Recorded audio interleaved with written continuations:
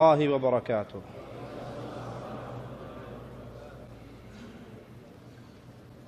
إن الحمد لله نحمده ونصلي على رسوله الكريم. أعوذ بالله من الشيطان الرجيم. بسم الله الرحمن الرحيم.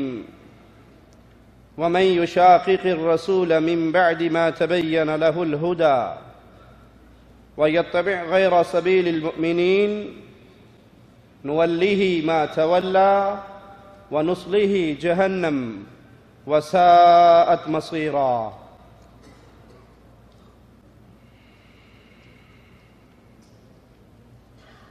آج جس دور میں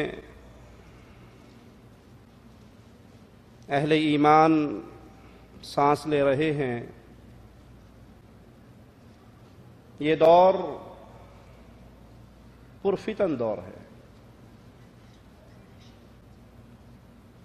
شیطان کے جال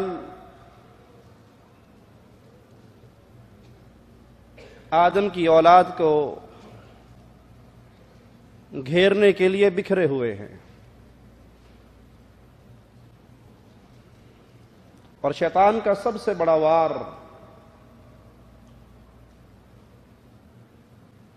اولاد آدم کے خلاف ان کے عقائد کی بربادی کا ہوا کرتا ہے.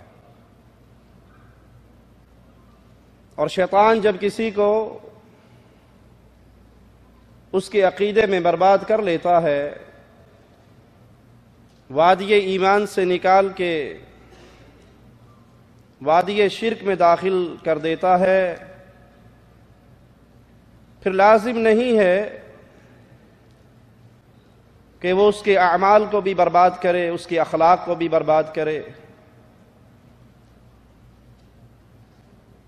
آپ نے اکثر لوگوں کو ایک شکایت کرتے ہوئے سنا ہوگا، اور کچھ حد تک ان کی یہ شکایت درست بھی ہوتی ہے، کہ اہل توحید، اہل الحدیث، ان کی طبیعت کچھ روکھی ہے، ترش مزاج، سخت طبیعت کے ہوتے ہیں. اس کی بھی ایک وجہ ہے. اس وجہ کو سمجھنے کے لیے ایک مثال پہ غور کیجئے. ایک شخص اپنی اینک اتار کے راستے میں رکھ کے بیٹھ گیا.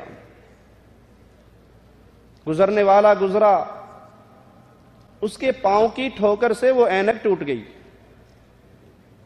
اس نے مڑ کر اینک والے سے کہا، بھائی معاف کرنا، غلطی ہو گئی، میرے پاؤں کی ٹھوکر سے تمہاری اینک ٹوٹ گئی، معاف کر دیجئے. اینک والا کہنے لگا، بات سنو، تم دیوبندی تو نہیں ہو؟ کہا سبحان اللہ، تم نے کیسے پہچان لیا کہ میں دیوبندی ہوں؟ اور واقعی میں دیوبندی ہوں، لیکن آپ نے کیسے پہچانا؟ کہا اگر کوئی بریلوی ہوتا تو معافی بھی مانگتا، اینک کے پیسے بھی دیتا، اور اگر کوئی سلفی ہوتا، وہابی ہوتا، وہ اینک توڑنے کے بعد معافی نہ مانگتا، بلکہ یہ کہتا، بے وقوف، یہ اینک رکھنے کی جگہ ہے، پڑے کر اپنی اینک. وہ اینک کو توڑتا اور دو سنا کر بھی جاتا. کیوں؟ کیونکہ شیطان سب سے پہلے قبر پرستوں کے پاس آیا اور ان کو قبر پرستی کے فتنے میں مبتلا کیا. ان کے ماتھوں کو خالق و مالک کی در سے اٹھا کر مردوں کے سامنے جھکا دیا. اور جب قبر پرست آسان شکار ہو گئے شیطان کا، شیطان کو کیا حاجت ہے کہ ان کا اخلاق بھی برباد کرے، ان کے معاملات بھی برباد کرے. کسی کو تصوف کی بیماریوں میں گم کر دیا، اب اس کو کیا ضرورت ہے کہ اس کے باقی معاملات بھی خراب کرے. لیکن جب وہ اہل توحید کی طرف آتا ہے، نہ ان کے عقائد کو بگاڑ سکتا ہے، نہ ان کے عقیدوں کو بگاڑ سکتا ہے، نہ معاملات کو، نہ ربوبیت میں الوہیت میں شرک کروا سکتا ہے، نہ رسول صلی اللہ علیہ وسلم کی رسالت میں کسی اور کو ساتھی بنا سکتا ہے. پھر وہ کوشش کرتا ہے کہ ان کے باقی معاملات کو خراب کیا جائے. تو آج امت پر جب نگاہ دوڑائی جائے، اکثریت مسلمانوں کی اور خاص طور پہ بر صغیر کے مسلمانوں کی وہ قبر پرستی کی لعنت میں ڈوبے ہوئے نظر آتے ہیں۔ یہ کامیاب جال ہے جو شیطان پھینک چکا ہے۔ ایک خالق و مالک کا نام لینے والے، زبان سے لا الہ الا اللہ کا اقرار کرنے والے، وہ قبر پرستی کے فتنے میں مبتلا ہو گئے۔ ان کے ماتھے انہی ڈھیریوں پہ جھکنے لگے، ان کی زبانوں سے انہی پیروں اور بابوں کے نام کی صدائیں نکلنے لگی، وہ انہی کے سامنے گڑ گڑانے لگے۔ بلکہ اگر میں یہ جملہ کہوں تو غلط نہ ہوگا کہ آج بزرگوں کی اندھی محبت میں کلمہ پڑھنے والوں کے کچھ گروہوں کا یہ حال ہے کہ انہیں اللہ سے وہ ڈر نہیں لگتا جو اپنے مردوں سے لگتا ہے، وہ اللہ سے وہ امید نہیں رکھتے۔ اللہ کے حضور جب وہ دعا کرتے ہیں ان کے دل میں رب کے لیے وہ محبت اور ذلت نہیں آتی جو اپنے جیسے مجبور انسانوں کی قبروں پہ جا کر آتی ہے۔ نہیں یقین تو آئیے وادی یقین میں لے چلتا ہوں۔ عامر لیاقت کا بڑا بھائی عمران لیاقت وہ لال شہباز کی قبر پہ آتا ہے اور قبر سے 200-300 میٹر پہلے اپنے پورے گروہ کو گھٹنوں اور ہاتھوں کے بل رینگتے ہوئے لال شہباز کی قبر پہ لاتا ہے اور اس کی قبر پہ آ کے اس کی ڈھیری کو، اس کی دہلیز کو چومتا ہے، پھر قبر کو چومتا ہے، پھر سجدہ کرتا ہے۔ اس سجدے میں آہو بکا ہے۔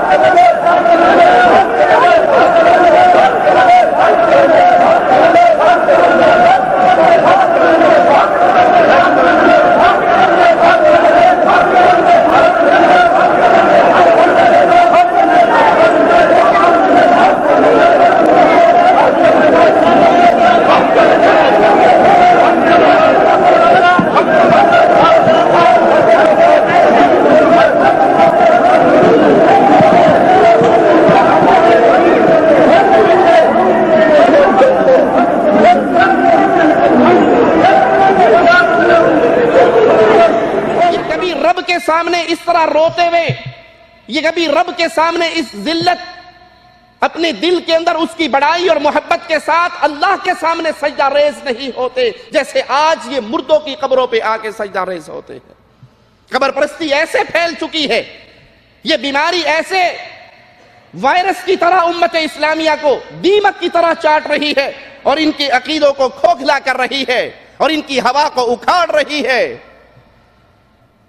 قبر پرست قبروں پر بنے ہوئے کمپلیکسوں میں بیٹھ کر شرک اور کفر کے اس کاروبار کو، اس دھندے کو چلا رہے ہیں۔ قبروں پہ رکوع بھی ہے، سجود بھی ہے، دعا بھی ہے، نظر بھی ہے، ان کے نام کی قربانیاں بھی ہیں، ذبح بھی ہے، ان کے نام کی پکار بھی ہے۔ بلکہ بابا جی کے عرس کے لیے آنے والا ابھی 300 کلومیٹر دور سے بس میں بیٹھتا ہے اور وہیں سے بابا کے گن گانے شروع کر دیتا ہے، بری بری سرکار بری میری کھوٹی قسمت کر دے ہری۔ وہ 300 میٹر تک بابا کی قوالیاں گاتا ہوا آتا ہے، اس کو پکارتے ہوئے آتا ہے، اس سے مانگتے ہوئے آتا ہے، اس کا فقیر بنتے ہوئے آتا ہے۔ کچھ لوگ تو ایسے ہیں جنہوں نے اپنے پیروں کے باروں میں کرامتوں کے جھوٹے انبار لگائے ہوئے ہیں۔ وہ دفنانے کے باوجود سمجھتے ہیں کہ جب تک دفن نہیں ہوا تھا اس وقت تک مردہ تھا، اور جب دفن ہو گیا اندر جاتے ہی اس کو 220 کا نہیں 440 کا وولٹیج مل گیا اور زندہ ہو کے زیادہ طاقت والا بن کے بیٹھ گیا۔ وہ ایک قبر پرست سے کسی مواحد نے کہا ایک پہنچا ہوا بابا چاہیے، بڑا حضرت چاہیے۔ کہا کیوں؟ کہا تجربہ کرنا ہے ایک۔ کہا کیا تجربہ کرو گے؟ کہا اسے قبر میں دفن کریں گے، دفن کرنے کے بعد دیکھیں گے وہ سنتا ہے ہماری یا نہیں سنتا۔ کہا پاگل ہو، جب اسے قبر میں دفن کرو گے تو وہ مر جائے گا۔ کہا عجیب بات ہے، تمہارے مردوں کا کیا حال ہے، زندے کو دفن کریں قبر میں تو مر جاتا ہے، مردے کو دفن کریں تو اٹھ کے بیٹھ جاتا ہے۔ یہ قبر ہے یا الٹی کہانی ہے، کیا ہے یہاں؟ زندہ ڈال دو تو کہو گے نا نا نا زندے کو نہیں ڈالنا، مر جائے گا، اور مرا ہوا ڈال دو۔ کا بے وقوف، اس کو مردہ نہ کہنا، یہ زندہ ہو چکا ہے۔ ایک حضرت لکھتے ہیں بزرگوں کی ایک جماعت گئی ایک سخی کی قبر پہ، وہاں پر پہنچی، اونٹ پہ سوار ہو کر گئے تھے۔ قبر والا اونٹ والے کے خواب میں آیا اور کہنے لگا تم اونٹ پہ سوار ہو کر آئے ہو، میں بڑا سخی تھا، اب سخی کی قبر پہ آؤ، کھانا کھائے بغیر چلے جاؤ، بڑے عیب کی بات ہے۔ یہ اونٹ مجھے بیچ دو، اس کے بدلے میں اصیل اونٹ میرا گھر میں کھڑا ہے وہ تم لے لینا۔ خواب ہی خواب میں سودا طے ہو گیا۔ حضرت صاحب اپنی کتاب میں لکھتے ہیں، ان کے لفظ سنیے، صاحب قبر اٹھا، اس نے اونٹ کو نہر کیا۔ یہ اونٹ والے جب صبح اٹھے تو اونٹ کو دیکھا خون جاری ہو چکا تھا، ذبح ہو چکا تھا، کھایا پیا گوشت بانٹا، واپس جا رہے تھے، راستے میں ایک شخص ملا، کہنے لگا تم میں فلاں ابن فلاں کوئی ہے؟ اس نے کہا میں ہوں۔ کہا قبر والے کو کوئی اونٹ بیچا تھا؟ کہا خواب میں سودا کیا تھا۔ کہا میرے ابا کی قبر تھی اور ابا نے مجھے حکم دیا ہے اس کے بدلے یہ اصیل اونٹ تجھے دے دوں۔ زکریا صاحب اس کے نیچے تعلیق لگاتے ہوئے لکھتے ہیں یہ سخاوت کی حد ہے کہ اپنی قبر پہ آئے ہوئوں کو بھی خالی پیٹ نہیں جانے دیا۔ ان کے بابے قبر سے نکلتے ہیں، اونٹ ذبح کرتے ہیں، واپس قبر میں چلے جاتے ہیں اور ایسے گورکھن ہوتے ہیں کہ سوراخ کا نشان نہیں چھوڑتے۔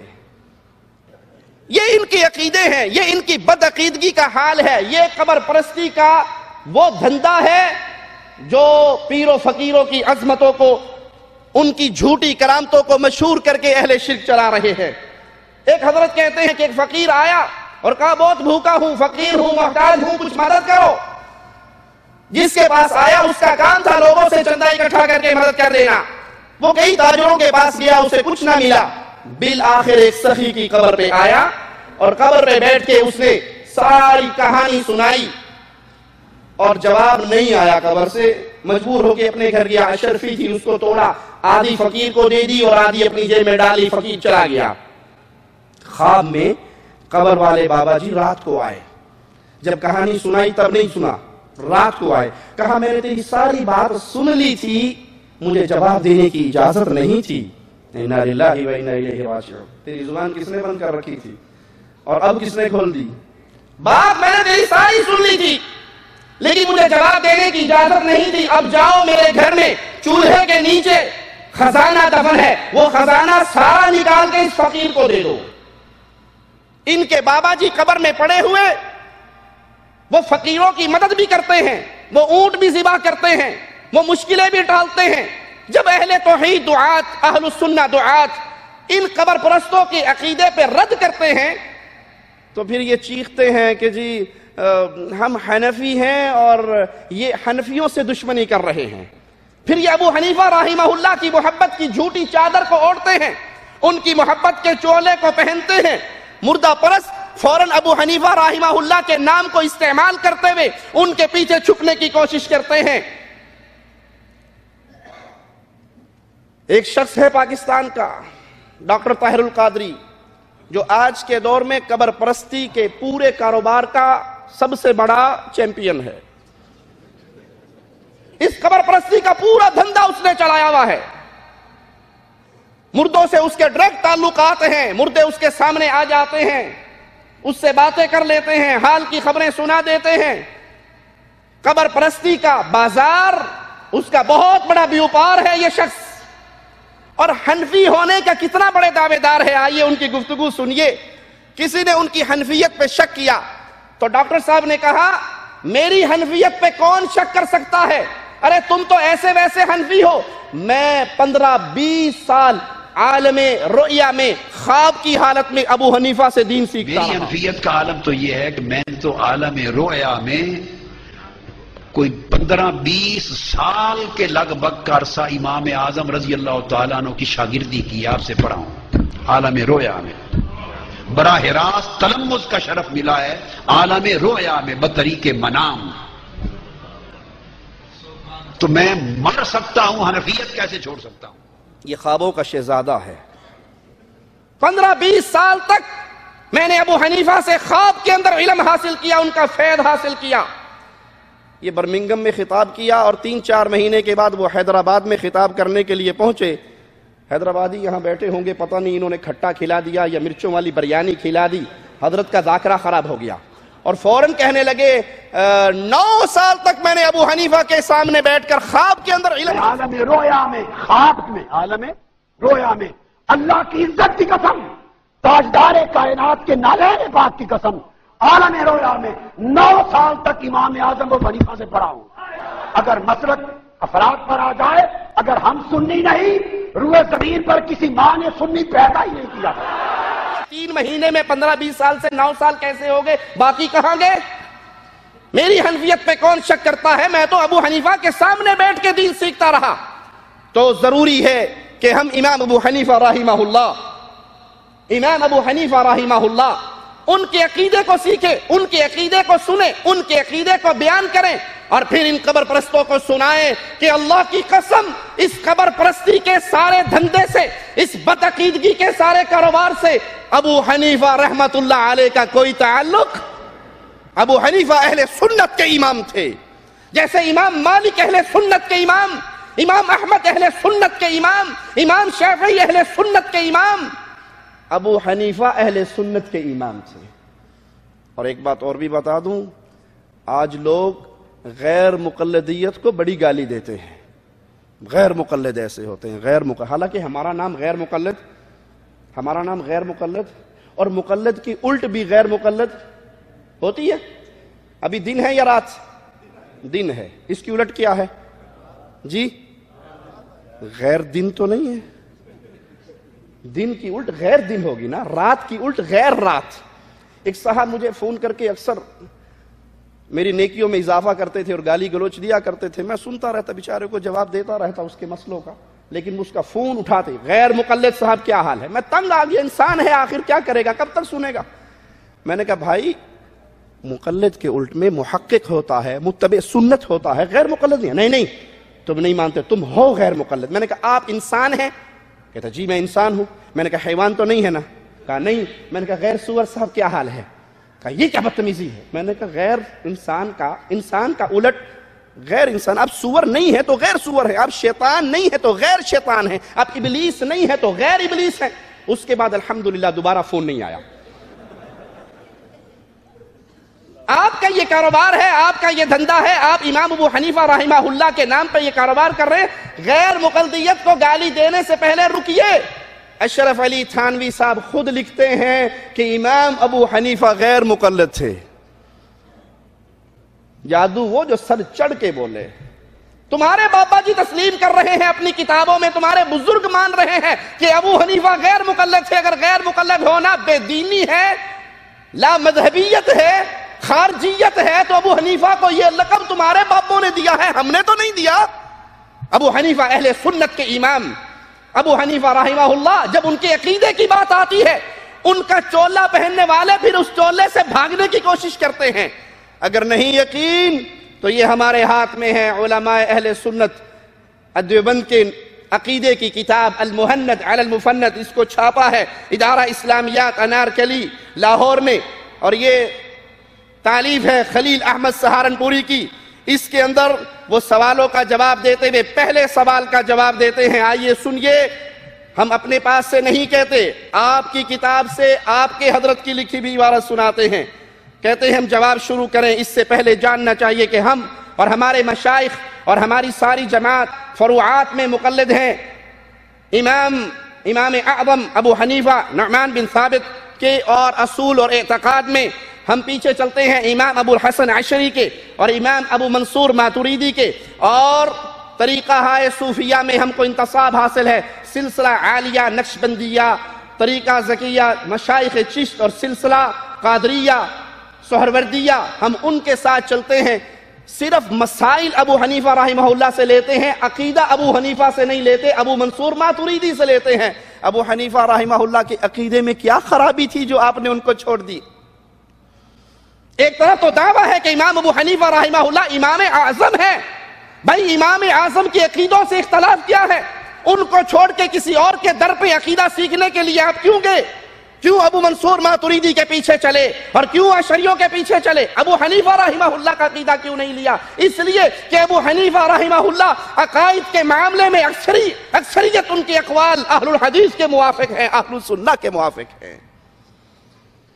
آئیے اللہ تعالیٰ کی توحید، شرعی جائز وسیلہ اور بدعتی ناجائز وسیلے کے بارے میں ہم ابو حنیفہ رحمۃ اللہ علیہ کے اقوال سنیں اور پھر ان کو یاد کریں اور ان کو سنائیں جنہوں نے حنفیت کا جھوٹا لباس اوڑا ہے۔ ابو حنیفہ رحمہ اللہ ان کے عقائد اہل السنہ کے مطابق تھے، وہ اہل السنہ کے امام تھے، ان کے عقائد موافق ہے اکثریت مسائل کے اندر، اعتقاد کے مسائل کے اندر کتاب و سنت کے موافق ان کی گفتگو ہے، اسی لیے ان کو وہ عقیدے پسند نہیں ہیں جو ابو حنیفہ کے تھے۔ امام ابو حنیفہ رحمہ اللہ فرماتے ہیں کسی کے لیے جائز نہیں وہ اللہ تعالیٰ سے دعا کرے مگر اسی کے واسطے اور جس دعا کی اجازت ہے اور جو قرآن پاک کی اس آیت سے ثابت ہے، وَلِلَّهِ الْأَسْمَاءُ الْحُسْنَى فَادْعُوهُ بِهَا، اللہ کے پیارے پیارے نام ہیں، اللہ کو اللہ کے ناموں سے پکارو، ناموں کا واسطہ دو، اللہ کو اللہ کے ناموں کے واسطے سے پکارنے کی تعلیم اللہ کی کتاب سے ثابت ہے، رسول کریم کی احادیث سے ثابت ہے، اور امام ابو حنیفہ رحمہ اللہ بھی اسی کی طرف امت اسلامیہ کی رہنمائی کر رہے ہیں کہ تم نے اللہ کو پکارنا ہے تو اسی طریقے پہ پکارو جس طریقے سے قرآن کا حکم ہے۔ وَذَرُوا الَّذِينَ يُلْحِدُونَ فِي أَسْمَائِهِ سَيُجْزَوْنَ مَا كَانُوا يَعْمَلُونَ، اور ان لوگوں کو چھوڑ دو جو الحاد کی راہ کو اختیار کرتے ہیں اللہ کے ناموں میں، وہ جو کر رہے ہیں ان کے عملوں کا انہیں ضرور بدلہ ملنے والے ہے۔ شرافیق الاکبر کے اندر امام ابو حنیفہ رحمہ اللہ کا فرمان سنیے، یاد کیجئے، آگے سنائیے۔ حنفیت کے جھوٹے چولے پہنے والے جو عقیدے میں ابو حنیفہ رحمۃ اللہ علیہ کے اقوال کو تسلیم نہیں کرتے، خاص طور پہ ان کے کانوں تک یہ آواز پہنچائیے۔ امام صاحب فرماتے ہیں مکروہ ہے کہ دعا کرنے والا یوں کہے میں باحق فلاں یا باحق انبیاء، باحق رسل اور باحق بیت اللہ، اس کے حق سے، اس کی جاہ و حشمت کے نام سے اے اللہ تجھ سے سوال کرتا ہوں۔ ابو حنیفہ رحمہ اللہ اولیاء کا صدقہ دے کر، انبیاء کا صدقہ دے کر، بیت اللہ کی حرمت کا واسطہ دے کر اللہ سے دعا کرنے کو حرام جانتے ہیں۔ یہ ابو حنیفہ رحمہ اللہ کے اقوال ہیں، یہ غیر شرعی وسیلے کے راستوں کو ابو حنیفہ رحمہ اللہ بند کر رہے، اور جو آج امام صاحب کی طرف نسبت کرتے ہیں وہ ان کے خلاف عقیدہ رکھتے ہیں، وہ انبیاء کے واسطے سے، بزرگوں کے واسطے سے، پنجتن پاک کے واسطے سے، اولیاء اللہ کے واسطے سے دعاؤں کے قائل ہیں۔ عقائد میں ابو حنیفہ رحمہ اللہ کو کیوں چھوڑا؟ یہ قول ابو حنیفہ رحمہ اللہ کا کیوں نہیں مانا؟ اس کے برخلاف عقیدہ کیوں بنایا؟ ماتریدی کیوں بنے؟ امام صاحب کو چھوڑ کے کسی اور راہوں پہ کیوں چلے؟ آئیے میں حنفیت اور ماتریدیت کا آپ اس میں مقارنہ ایک قول کے ساتھ کرتا ہوا آگے بڑھتا ہوں۔ کتاب کا نام ہے اصول الدین عند امام ابی حنیفہ، صفحہ 641۔ ڈاکٹر عبد الرحمن الحمیس لکھتے ہیں المقارنة بين الإمام أبي حنيفة وأبي منصور الماتريدي والماتريدية أظهرت أنهما مختلفان في المنهج۔ ماتریدیت اور حنفیت کو جب تولا جائے تو سامنے واضح جو چیز ہوتی ہے وہ یہ چیز واضح ہوتی ہے کہ یہ منہج کے اندر دو مختلف باتوں کا نام ہے، دو مختلف چیزوں کا نام ہے۔ متباعدان فی التطبیق فی کثیر من مسائل الاعتقاد، اور عقیدوں کے بہت سارے مسئلے ہیں جس میں ماتریدیت کا وہ عقیدہ نہیں ہے جو ابو حنیفہ رحمۃ اللہ علیہ کا تھا۔ عقیدے میں تم برات کرتے ہو امام صاحب کے عقائد سے، ماتریدی کے پیچھے دوڑتے ہو، اور ماتریدی کے وہ عقیدے نہیں ہیں جو ابو حنیفہ رحمہ اللہ نے جس کی تعلیم دی۔ فلم يكن الماتريدي والماتريدية على منهج ابي حنيفة في الاعتقاد۔ ماتریدیت ابو حنیفہ کے عقیدوں کے اوپر نہیں ہے، اس کے اور عقیدے ہیں، ابو حنیفہ کے اور عقیدے ہیں رحمہ اللہ۔ امام ابو حنیفہ رحمہ اللہ کے عقائد کو سنیے جو اللہ کی کتاب اور رسول اللہ صلی اللہ علیہ وسلم کی اتباع کی طرف لوگوں کو چلانے کی دعوت دیا کرتے تھے۔ اور آئیے پھر اسی المحند علی المفند کو اٹھاتے ہیں، اس کا صفحہ نمبر 37 ہے، 37 نمبر صفحہ پہ امام صاحب نے، ابھی آپ نے ان کا قول سنا، انہوں نے منع کیا کہ انبیاء، اولیاء، صالحین کے واسطے سے دعا کا میں قائل نہیں ہوں اور اس کو مکروہ جانتا ہوں، اور یہاں مکروہ سے مراد تحریمی ہے، حرمت ہے۔ اور اس کے جواب میں علماء دیوبند اپنا عقیدہ بیان کرتے ہیں، ہمارے نزدیک اور ہمارے مشائخ کے نزدیک دعاؤں میں انبیاء، صلحاء، اولیاء، شہداء، صدیقین کا وسیلہ جائز ہے، ان کی حیات میں بھی اور وفات کے بعد بھی۔ یعنی دعا کرنے والا یہ کہے اے اللہ میں بوسیلہ فلاں بزرگ کے تجھ سے دعا کرتا ہوں، میری دعا کو قبولیت بخشی جائے۔ امام صاحب اس عقیدے کو، اس وسیلے کے راستے کو بند کر رہے ہیں، منع کر رہے ہیں، روک رہے ہیں، لیکن مسائل میں ابو حنیفہ کا نام لینے والے عقیدے میں ابو حنیفہ رحمۃ اللہ علیہ کا نام نہیں لیتے، بلکہ اس عقیدے کو چھوڑ کر دوسروں کے گمراہ عقیدوں کے اوپر چلتے ہیں۔ ان کلمات کی تصریح بزرگوں نے فرمائی ہے، ان بزرگوں کا نام لیتے ہیں علماء کا یہ عقیدہ تھا، یہ تصریح تھی شاہ محمد اسحاق دہلوی کی اور یہ رشید احمد گنگوہی کی، انہوں نے اپنے فتاوی جات کے اندر یہ بات بیان کی، یہ تصریح کی۔ جب ابو حنیفہ رحمہ اللہ نے اس کام سے منع کیا تو اسحاق اور رشید احمد گنگوہی کی عزت ابو حنیفہ سے زیادہ، ان سے زیادہ ہے۔ ایک طرف تو آپ نے لقب دیا امام اعظم کہ سب سے بڑا امام ہے، پھر امام اعظم کی بات کو رشید احمد گنگوہی کی تصریح پہ کیوں ٹھوکر مار دی؟ شاہ محمد اسحاق دہلوی کے قول پہ کیوں چھوڑ دیا امام صاحب کی بات کو؟ حقیقت یہ ہے، وہ ملنگ سے کسی نے کہا تھا نماز پڑھ لیا کر، اس نے کہا بڑا بے وقوف ہے، مجھے نماز پڑھنے کی بات کہتا ہے، قرآن پاک میں لکھا ہے یا ایھا الذین آمنوا لا تقربوا الصلاۃ، ایمان والوں نماز دے نیڑے بھی نہ جائے جائے، نماز کے نزدیک نہ جانا۔ کہا بے وقوف آگے تو پڑھ وانتم سکارا، کہا اتنے پہ میں عمل کرتا ہوں، آگے والے پہ تم کر لو، اتنے پہ مجھے کر لینے دو۔ جہاں اپنے مطلب کا عقیدہ آدھا ہے حنفیت کا چولا پہن لیتے ہو، اور جہاں تمہارے عقائد سے امام ابو حنیفہ رحمہ اللہ کا قول ٹکراتا ہے، پھر کہتے جی بات تو امام صاحب کی ٹھیک ہے لیکن رشید احمد گنگوہی صاحب نے یوں فرمایا ہے۔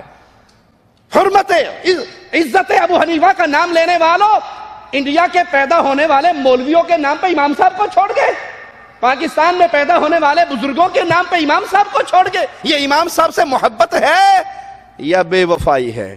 انا للہ و انا الیہ راجعون۔ سوچئے جس عقیدے کو امام صاحب حرام کہیں، اور آپ کیسے حنفی ہیں، اپنے امام کو، زندہ امام کے زندہ اقوال کو چھوڑ کر آپ غیروں کے اقوال کے پیچھے دوڑتے ہیں۔ آئیے اب امام صاحب کا کلام سنتے ہیں کہ وہ اللہ مالک کی صفات کے بارے میں کیا فرماتے ہیں۔ امام ابو حنیفہ رحمہ اللہ فرماتے ہیں اللہ تعالیٰ کو مخلوق کی صفات سے متصف نہیں کیا جا سکتا، جو صفات اللہ مالک کی ہے وہ مخلوق کے ساتھ نہیں جوڑی جا سکتی، مخلوق کی صفات اللہ کی طرف اس کی نسبت نہیں کی جا سکتی۔ اور میں یہاں پر یہ بات کہہ دوں، صفات کے اندر صفات کا انکار اور اس کی باطل تعویلات کا جو بیج بویا ہے اس کی اکثر جڑیں آپ کو رافضیت کے گھر سے ملیں گی۔ ایک رافضی ذاکر کہتا ہے کہ رسول اللہ صلی اللہ علیہ وسلم نے ہجرت کی رات سیدنا علی سے کہا علی سو جاؤ۔ سیدنا علی نے کہا اللہ کے نبی صلی اللہ علیہ وسلم آپ ہجرت کر جائیں اور بیت اللہ کو میرے ذمہ چھوڑ دیں، قرآن کو میرے ذمہ چھوڑ دیں، مکہ کو میرے حوالے کر دیں، میں جانوں مکہ والے جانے، سونے کی بات نہ کرو، آپ جاؤ۔ کہا نہیں آج علی تم آج سو جاؤ۔ کہا اللہ کے نبی آپ سونے پہ زور کیوں دے رہے، میں تو کبھی سویا ہی نہیں ہوں، میں تو کبھی نہیں سویا۔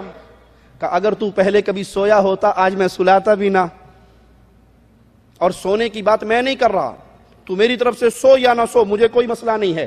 کہا پھر کس کو مسئلہ ہے، یہ سونے پہ زور کون دے رہا ہے؟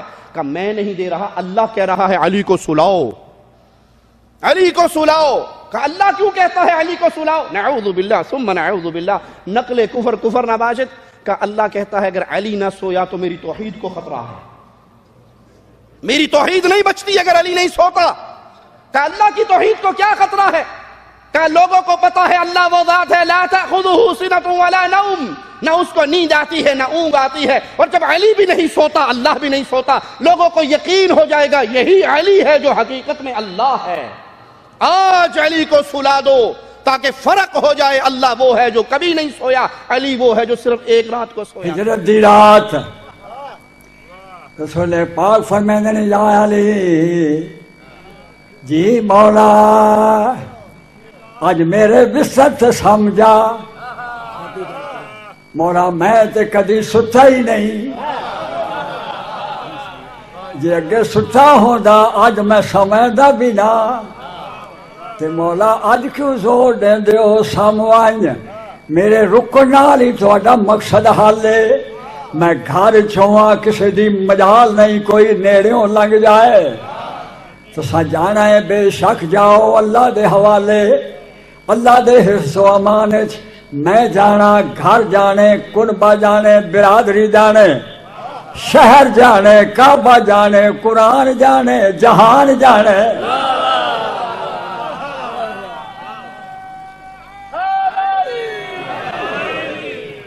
تو سجاؤ سمجھتے کیوں ہو؟ آواز آئیے میرا ویر مینوں تیری قسم میں تے نہیں سمجھدا، بے شک چپ کر کے پیارا ہے، مگر اللہ زور پیا دیندا ہے آج سما دے، جے علی نہ ستا میری خدائی نو خطرہ، اگر سو جائے میری توحید بھی بچ دیے تے محمد دی نبوت بھی بچ دیے، جس دی عید ایک نیند، بڑی توجہ، جس دی ایک رات دی نیند تحفظ نبوت و توحید کرے اس نو وحدن علی۔ جنم ادب نال پیارے میں ایک فکرہ سنائی ونجا، چلو لطف سے اٹھائی لسن جڑے پڑھے لکھے لوگ ہیں، اور بہت بڑے مرشد دا لکھا ہوا جملہ ہے، میں عام معمولی بندیاں دی فکریں نہیں کبھی استعمال کیتے۔ انہیں آخیا رسول اللہ نے فرمایا یا علی سو جا، اللہ پیادہ ہے سما۔ علی مولا ہنس کے آدھے اللہ اتنا کیوں زور دیندا ہے سمن تے؟ آدھا میری توحید نو خطرہ، کیسا خطرہ؟ رسول پاک مسکرا کے آدھے یا علی تو بھی جاننا ہے قرآن تعریف ہے اللہ دی، لا تاخذہ سنۃ ولا نوم، اللہ وہ ہے نہ کدی ہو گیا ہے نہ کدی ستا ہے، جاگنا ہے جس بیٹھے ہو، اللہ وہ ہے اس دی تعریف ہے، اللہ اس نو وحدین جڑا نہ اونگے نہ سمے، کدی نہ سمے تو بھی نہ کدی سمے آئے نہ کدی اونگے آئے، لوگاں نو پاک ہو ایسی علی اللہ ہے۔ آج ساؤں کے دس دے علی الگ اللہ الگ، جڑا کدی نہیں ستا ہو اللہ ہے، جڑا ہجرت دی راہ سو گیا ہو علی ہے۔ انا للہ و انا الیہ راجعون۔ یہ اللہ کی صفات کو مخلوق میں بانٹتے ہیں، مخلوق کی صفات کو اللہ کی طرف تشبیہ دیتے ہیں، نسبت کرتے ہیں، اور امام صاحب رحمہ اللہ اس سے منع کر رہے۔ اور دوسری بات، یہ جھوٹا قصہ کوئی اس رافضی سے پوچھے ہے کہاں، کون سی کتاب میں ہے؟ ان کے ہاں کتابوں کا نام نہیں چلتا، ان کے ہاں ایک ہوتا آواز پہ آندھی ہے، پتھر کے پیچھے کھڑا ہوا شیطان آواز دیتا ہے، ذاکر سن کے آگے سنا دیتا ہے، آواز پہ آندھی ہے۔ بھائی یہ آواز جو آندھی ہے یہ ہے کہاں؟ کون سی کتاب میں؟ بیڑا گھر کے دارین میں ہے یا بٹاک العلوم میں ہے یا بہجت الاسرار میں ہے؟ یہ ہے کہاں؟ لکھا کہاں ہے؟ لکھے سے ان کو تعلق نہیں۔ تو یہ صفات کا انکار، اس کی باطل تعویلات، اس کا اصل آپ کو شیعت کے گھر سے ملے گا۔ امام صاحب رحمہ اللہ فرماتے ہیں اللہ کا غضب اور اس کی رضا بغیر کیفیت بیان کیے ہوئے اس کی صفات میں سے دو صفتیں ہیں، اور یہی اہل السنہ والجماعہ کا عقیدہ ہے۔ وہ غضبناک ہوتا ہے، وہ راضی ہوتا ہے، لیکن یہ نہیں کہا جائے گا کہ اس کا غضب اس کی عقوبت ہے اور اس کا رضا، اس کا راضی ہونا اس کا ثواب ہے، یہ نہیں کہا جائے گا۔ وہ غضبناک ہوتا ہے، وہ راضی ہوتا ہے، یہ اللہ کی صفتیں ہیں۔ کیسی؟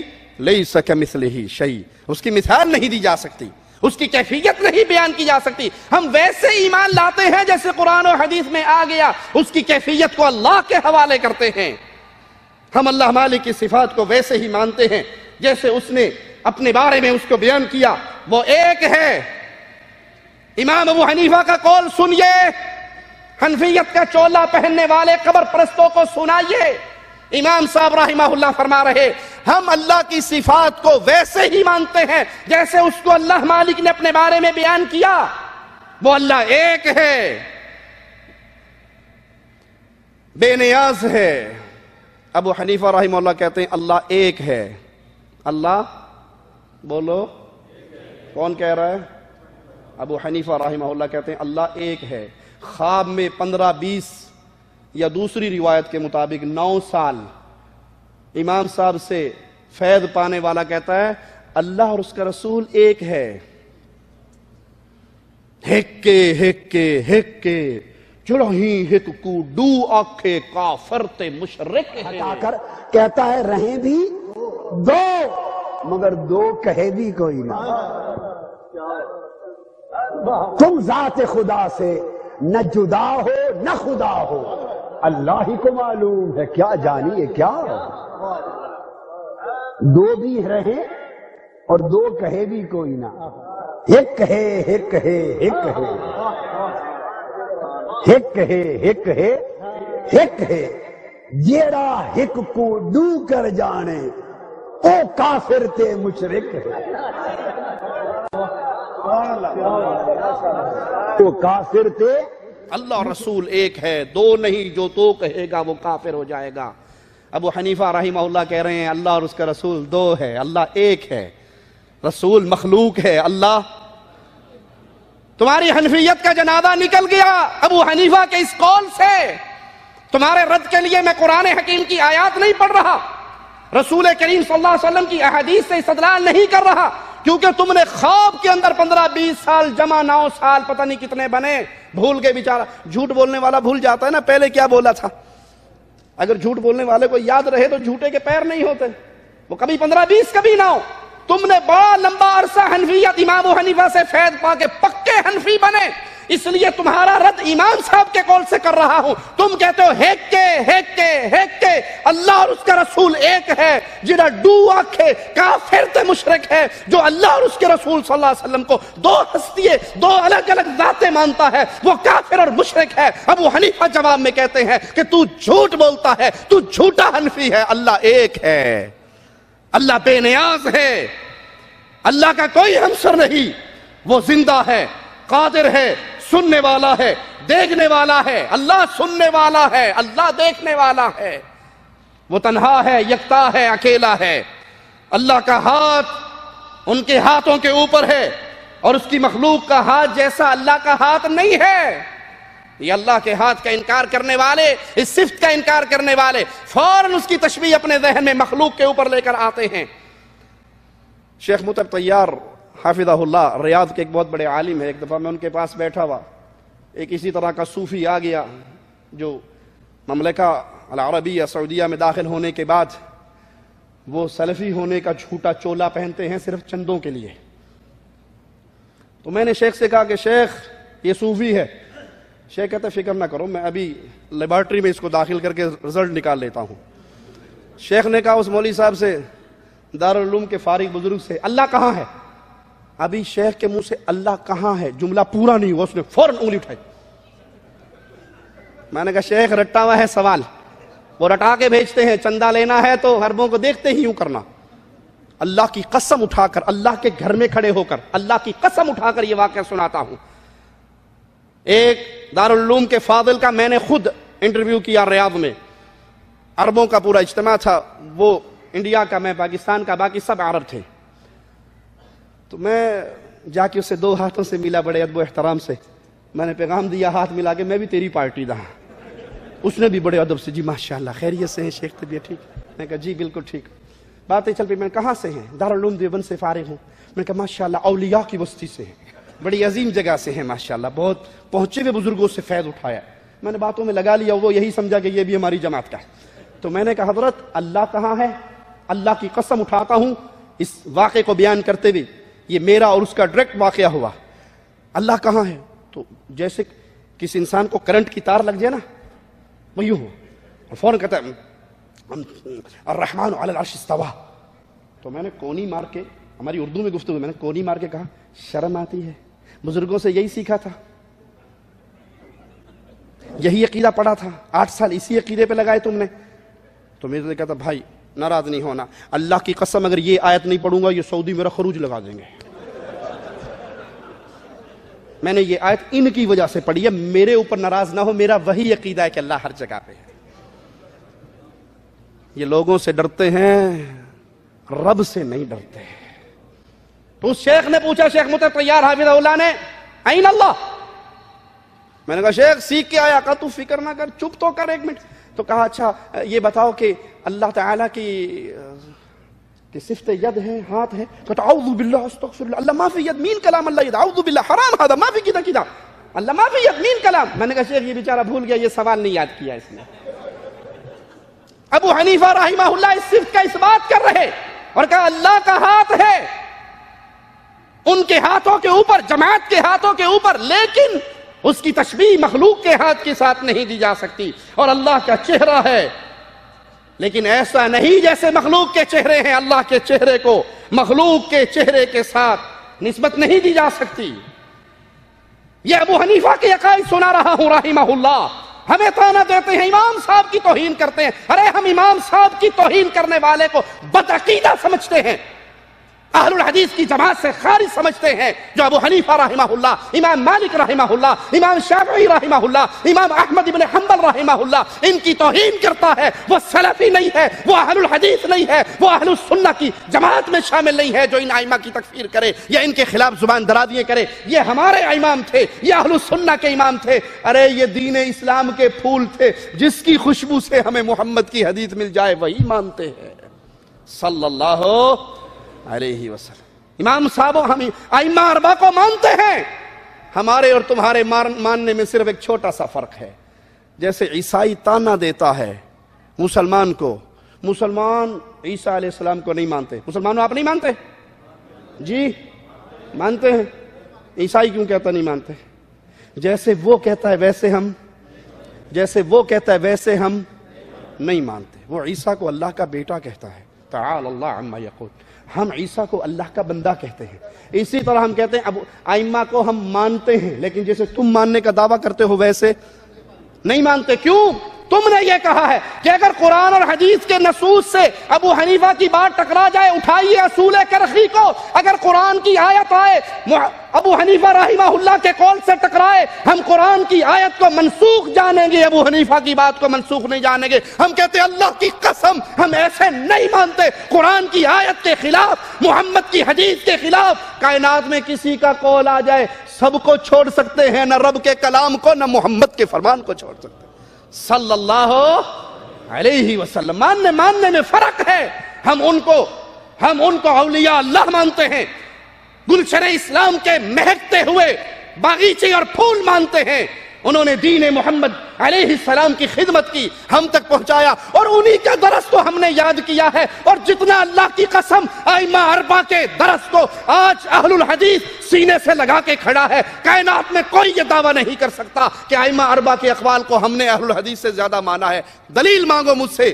ابو حنیفہ رحمہ اللہ نے فرمایا تھا اذا صح الحدیث فهو مذہبی، ابو حنیفہ کا مذہب دیکھنا ہے، محمد کی صحیح حدیث مل جائے ابو حنیفہ کا مذہب ہے۔ امام احمد نے کہا تھا دین کو وہاں سے لینا جہاں سے ہم نے لیا، انہوں نے دین کو لیا قال اللہ وقال رسول کے مبارک چشمے سے، ہم وہیں سے لیتے ہیں۔ امام مالک نے یہی درس دیا تھا۔ یہ جو قبر میں آرام فرما رہے ہیں، ان کی بات سے کسی کی بات ٹکرا جائے، اس کی بات کو ٹھوکر مار دینا، محمد کی بات کو سینے سے لگا لینا۔ امام شافعی نے یہی درس دیا تھا۔ تو جتنا ہم ائمہ اربعہ کو مانتے ہیں کوئی اور نہیں مان سکتا۔ امام صاحب کا قول میں نے سنایا، اللہ کتنے ہیں؟ ایک ہے۔ حنفیت کا چولا پہننے والا طاہر القادری اس کے خلاف کرتا ہے۔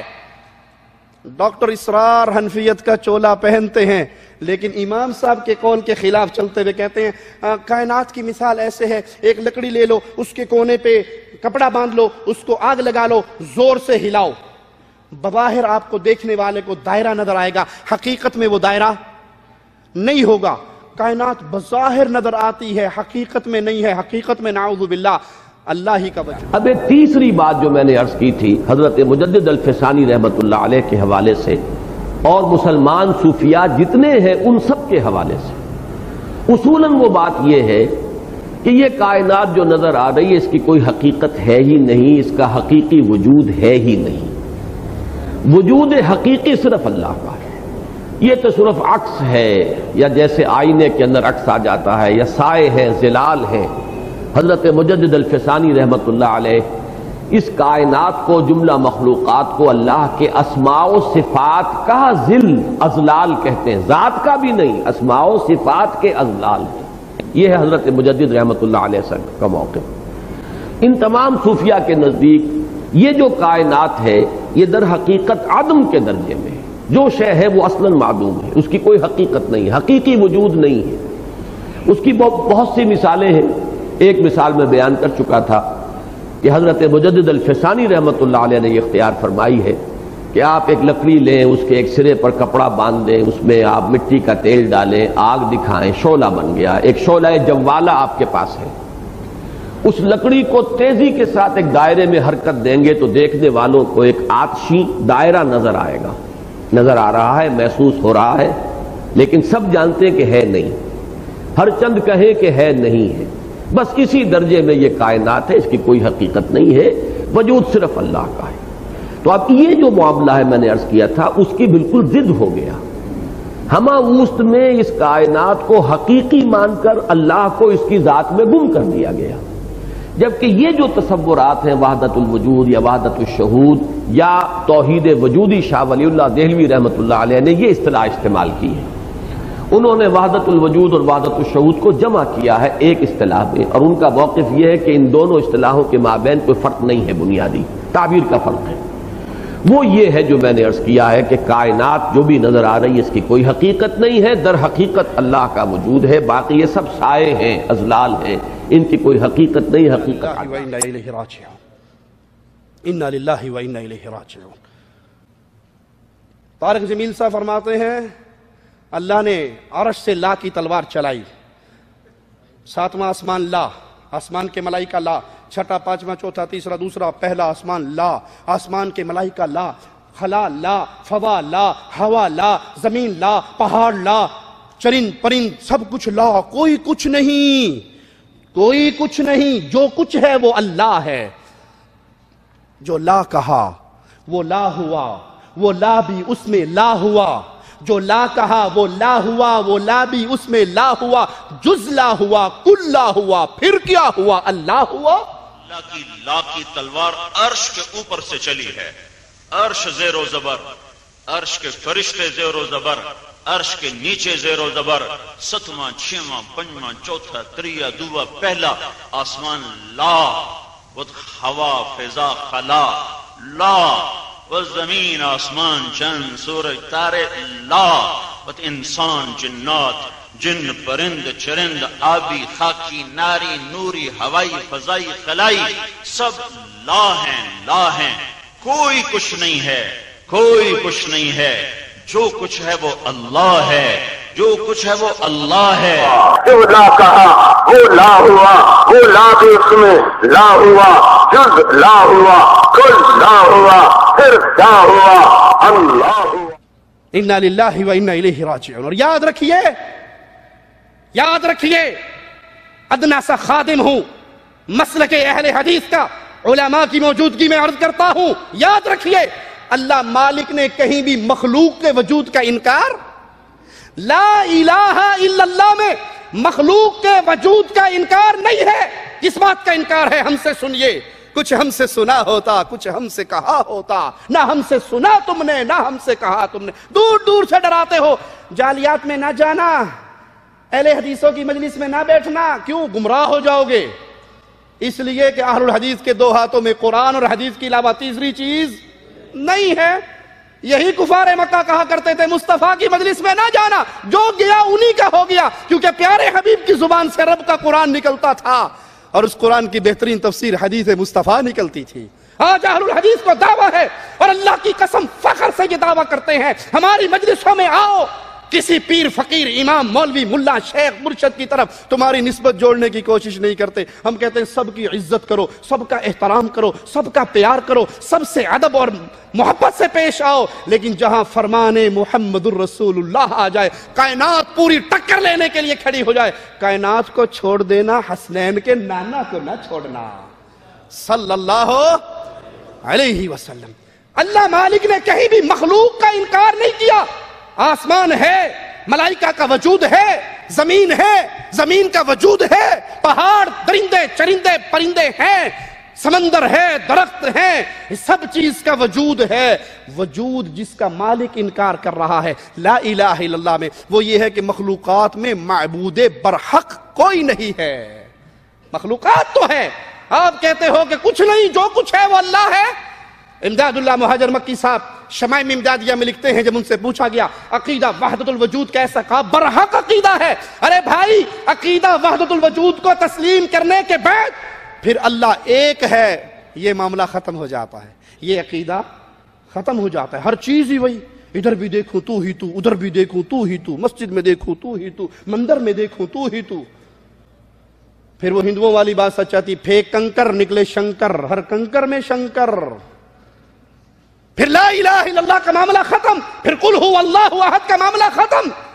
اسی لیے اشرف علی تھانوی صاحب کی امداد المشتاق میں قصہ ہے، کسی کا ہاتھی پاگل ہو گیا، وہ ہاتھی باندھ دوڑتا ہوا آ رہا اور اوپر بیٹھا ہوا کہہ رہا یہ ہاتھی مست ہے، اس کے سامنے نہ آنا، یہ مست ہو گیا۔ آگے وہ وحد الوجود ہی کھڑا تھا، اس نے کہا کس سے ڈراتے ہو؟ خدا کو خدا سے کیا ڈر ہے؟ جو وہ ہے وہی میں ہوں۔ اے وڈے خدا دے نیڑے ہویا نے سونڈ رگڑ کے پٹک کے مارا، منڈی الگ ہو گئی۔ اے خدا تو کم ہوا۔ انا للہ و انا الیہ راجعون۔ وحدت الوجود کے کفر کے لیے اسی لیے شیخ صالح فوزان حافظہ اللہ کا فتویٰ یاد کر کے جائیے، فرماتے ہیں وحدت الوجود کا عقیدہ کفر کے اندر اتنا بڑا ہوا ہے کہ اتنا کفری عقیدہ یہودیوں کا بھی نہیں ہے، نصرانیوں کا بھی نہیں ہے۔ آپ حنفیت میں چیمپئن بنے ہوئے ہیں، امام صاحب کے عقیدے کے خلاف کیوں چلتے ہیں؟ امام صاحب کہتے ہیں اللہ ایک ہے، اس ایک کے عقیدے سے ثابت ہوا کہ وحدت الوجود کفر کا عقیدہ ہے، اس کا دین مصطفیٰ سے کوئی تعلق نہیں، امام ابو حنیفہ رحمہ اللہ سے کوئی تعلق نہیں۔ یہ ہے امام صاحب کے اقوال۔ تعجب ہے ان پر جو امام صاحب کو امام اعظم کا لقب دیتے ہیں لیکن ان کے اقوال کو سینے سے لگانے کے لیے تیار نہیں ہوتے۔ امام صاحب نے کیا کہا کہ اللہ کا چہرہ ہے، اللہ کا چہرہ ہے، لیکن اس چہرے کو مخلوق کے چہرے پہ تشبیہ نہیں دی جا سکتی۔ مخلوق کی تشبیہ اس کو خالق کی صفت کے ساتھ نہیں جوڑا جا سکتا۔ طاہر القادری صاحب کہتے ہیں محمد صلی اللہ علیہ وسلم سب کچھ ہیں، سب کچھ محمد ہیں، رب کا پیار محبت ہے، محمد ہیں، محبت محمد ہے صلی اللہ علیہ وسلم، اور کہا رب کا مکھڑا محمد ہے۔ حبل اللہ محمد ہیں، حبل اللہ محمد ہیں، ارے ذکر اللہ محمد ہیں، صراط اللہ محمد ہیں، نور اللہ محمد ہیں، اطاعت اللہ محمد محمد ہیں، معرفت اللہ محمد ہیں، اور خدا کی قسم وجہ اللہ محمد ہیں، وجہ اللہ محمد ہیں، رب کا مکھڑا محمد ہے، رب کا مکھڑا محمد ہے، اللہ کا چہرہ محمد ہے۔ تعالی اللہ عما یقولون، اس سے پوچھئے محمد کریم تو اللہ کی مخلوق ہے۔ محمد کریم کیا ہے؟ اللہ کی مخلوق ہیں، مخلوق میں اللہ کی سب سے پیاری مخلوق ہے، مخلوق ہے، خالق نہیں۔ تم کہتے ہو اللہ کا چہرہ محمد ہے، اللہ کا مکھڑا نعوذ باللہ ثم نعوذ باللہ نقل کفر نباشد محمد ہے، تو میرے سوال کا جواب دو۔ ابو حنیفہ کہہ رہے ہیں اللہ کا چہرہ ہے، اس کو مخلوق کے ساتھ تشبیہ دینا جائز؟ تو نبی کریم اللہ کا چہرہ کیسے بن گئے؟ عقل کے اندھو، جب احد میں پیارے نبی علیہ السلام کا ماتھا زخمی ہوا، چہرہ زخمی ہوا، لہو لہان ہوا، وہ کس کا چہرہ زخمی ہوا تھا؟ تمہارا یہ جملہ کفر کا جملہ نہیں ہے تو اور کیا ہے؟ نہیں، اللہ کی قسم محمد کریم صلی اللہ علیہ وسلم اللہ کی مخلوق ہے اور اللہ اس کا خالق ہے۔ اور پھر میں اپنے اس دعوے کی طرف لوٹتا ہوں کہ ان ظالموں نے رافضیت سے عقیدے لے کر سنیت کا چولا پہن کے اہل سنت میں پھیلانے کی ناکام کوشش کی ہے۔ دلیل مانگتے ہو تو دلیل کے ساتھ خادم حاضر ہے۔ یہ ہم نے قادری صاحب کا کلپ آپ کو سنایا کہ اللہ کا مکھڑا محمد ہے۔ آؤ ایک رافضی کا سن لو، وہ کہتا ہے کہ حسین وجہ اللہ ہے، حسین وجہ اللہ ہے، اللہ کے چہرے کا نور حسین ہے، اور کفر کا وہ جملہ کہا کہ شاید کائنات میں کسی کافر نے یہ قول نہ کہا ہو جو رافضیت بکتی ہے کہ نعوذ باللہ ثم نعوذ باللہ ثم نعوذ باللہ۔ اگر اللہ کو موت آئی تو حسین کو آئے گی، وگرنہ حسین پہ بھی کوئی موت نہیں آئے گی۔ اللہ تعالی احیا الوجود كله بدم الحسين بكربلاء۔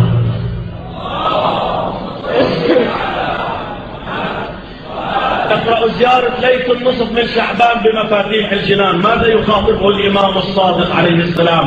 أشهد أنك قتلت ولم تمت، وأن برجاء حياتك حيت قلوب شيعتك يا حسين، وأنك وجه الحي الذي لا يموت، لا تموت يا أبا عبد الله۔ إذا الله يموت يا شيعة الحسين يموت، إذا الله يا شيعة يفنى الحسين يفنى، لأن الحسين نور الله الأكبر في هذا العالم۔ كل من عليها فان ويبقى وجه ربك ذو الجلال والإكرام۔ تم نے رافضیت کے عقائد کو لے کر سنیت کا چولا جھوٹا اوڑھ کر اہل سنت میں داخل کرنے کی ناکام کوشش کی ہے۔ یہاں اصحاب رسول اللہ کے وارث زندہ ہیں، اور اللہ کی قسم جب تک اہل السنہ والجماع اہل الحدیث کا آخری بچہ زندہ رہے گا، محمد کے دین کا چوکیدار رہے گا صلی اللہ علیہ وسلم۔ ہم پیارے حبیب کے دین میں ملاوٹ کرنے کی کسی کو اجازت، ہم اپنی طاقت کے مطابق بولتے رہیں گے، بند باندھتے رہیں گے، تمہیں روکتے ٹوکتے رہیں گے، تمہاری گولیوں سے احسان الہی ظہیر رحمہ اللہ کی طرح اہل توحید دعات کا سینہ چھلنی ہو جائے، کر گزرو، ہم رب سے اسی عمل کے بدلے جنت کا سوال کریں گے۔ امام ابو حنیفہ رحمہ اللہ فرماتے ہیں اللہ کا چہرہ مخلوق کے چہرے جیسا نہیں ہے، اور محمد صلی اللہ علیہ وسلم اللہ کی مخلوق ہے، وہ رب کا مکھڑا نہیں ہے۔ فقہ الاکبر میں امام ابو حنیفہ رحمہ اللہ کا قول موجود ہے، اس کے لیے ہاتھ اور چہرہ اور نفس ہے، جیسے کہ اللہ نے اسے قرآن میں ذکر کیا، اور جس چیز کو اللہ مالک نے قرآن میں ذکر کیا یعنی چہرہ اور ہاتھ، تو وہ بغیر کیفیت بیان کیے ہوئے اللہ کی صفات ہیں، اس کی کیفیت نہیں ہم جانتے۔ ہمارے اوپر فرض ہے جو مالک کا حکم آ جائے اس کو ایمان لاتے ہوئے سر جھکا کے تسلیم کر لیں، ہماری عقل میں آئے تب بھی ٹھیک ہے، نہ آئے تب بھی ٹھیک ہے، ہم نے اللہ کی صفات کو ویسے ماننا ہے جیسے شریعت کی بات ہم تک پہنچ جاتی ہے۔ اور امام صاحب فرماتے ہیں یہ نہیں کہا جائے گا کہ اس کے ہاتھ سے مراد اس کی قدرت ہے، نعمت ہے، یہ نہیں کہا جائے گا۔ اب اکثر بعض لوگوں کو سنتے ہوں گے وہ یہ آواز لگاتے ہیں، یہ ترجمہ کرتے ہیں اللہ کے ہاتھ کا کہ اللہ کے قبضہ قدرت میں میری جان ہے، نہیں، جہاں اللہ کے ہاتھ کا ذکر آیا ہے اس سے مراد اللہ کا ہاتھ ہے۔ امام صاحب یہی فرماتے ہیں، کہتے ہیں جو ہاتھ کا ترجمہ قدرت اور نعمت کرتا ہے اس میں اللہ کی صفت کا ابطال ہے، اس کو باطل کرنا ہے، اور یہ منکرین تقدیر اور معتزلہ کا قول ہے۔ امام ابو حنیفہ رحمہ اللہ سے جب نزول الہی کے بارے میں پوچھا گیا تو انہوں نے فرمایا وہ بلا کیف نازل ہوتا ہے، ہمیں اس پہ ایمان ہے، ہم اس کو تسلیم کرتے ہیں۔ اس نزول کی کیفیت کیا ہے یہ ہم نہ جانتے ہیں، نہ عقل کے گھوڑے دوڑا کر جاننے کی کوشش کرتے ہیں۔ ہمارے ذمہ اس کی کیفیت کو جاننا پہچاننا نہیں ہے، ایمان لانا ہے۔ اللہ نزول فرماتا ہے، نازل ہوتا ہے، کیسے؟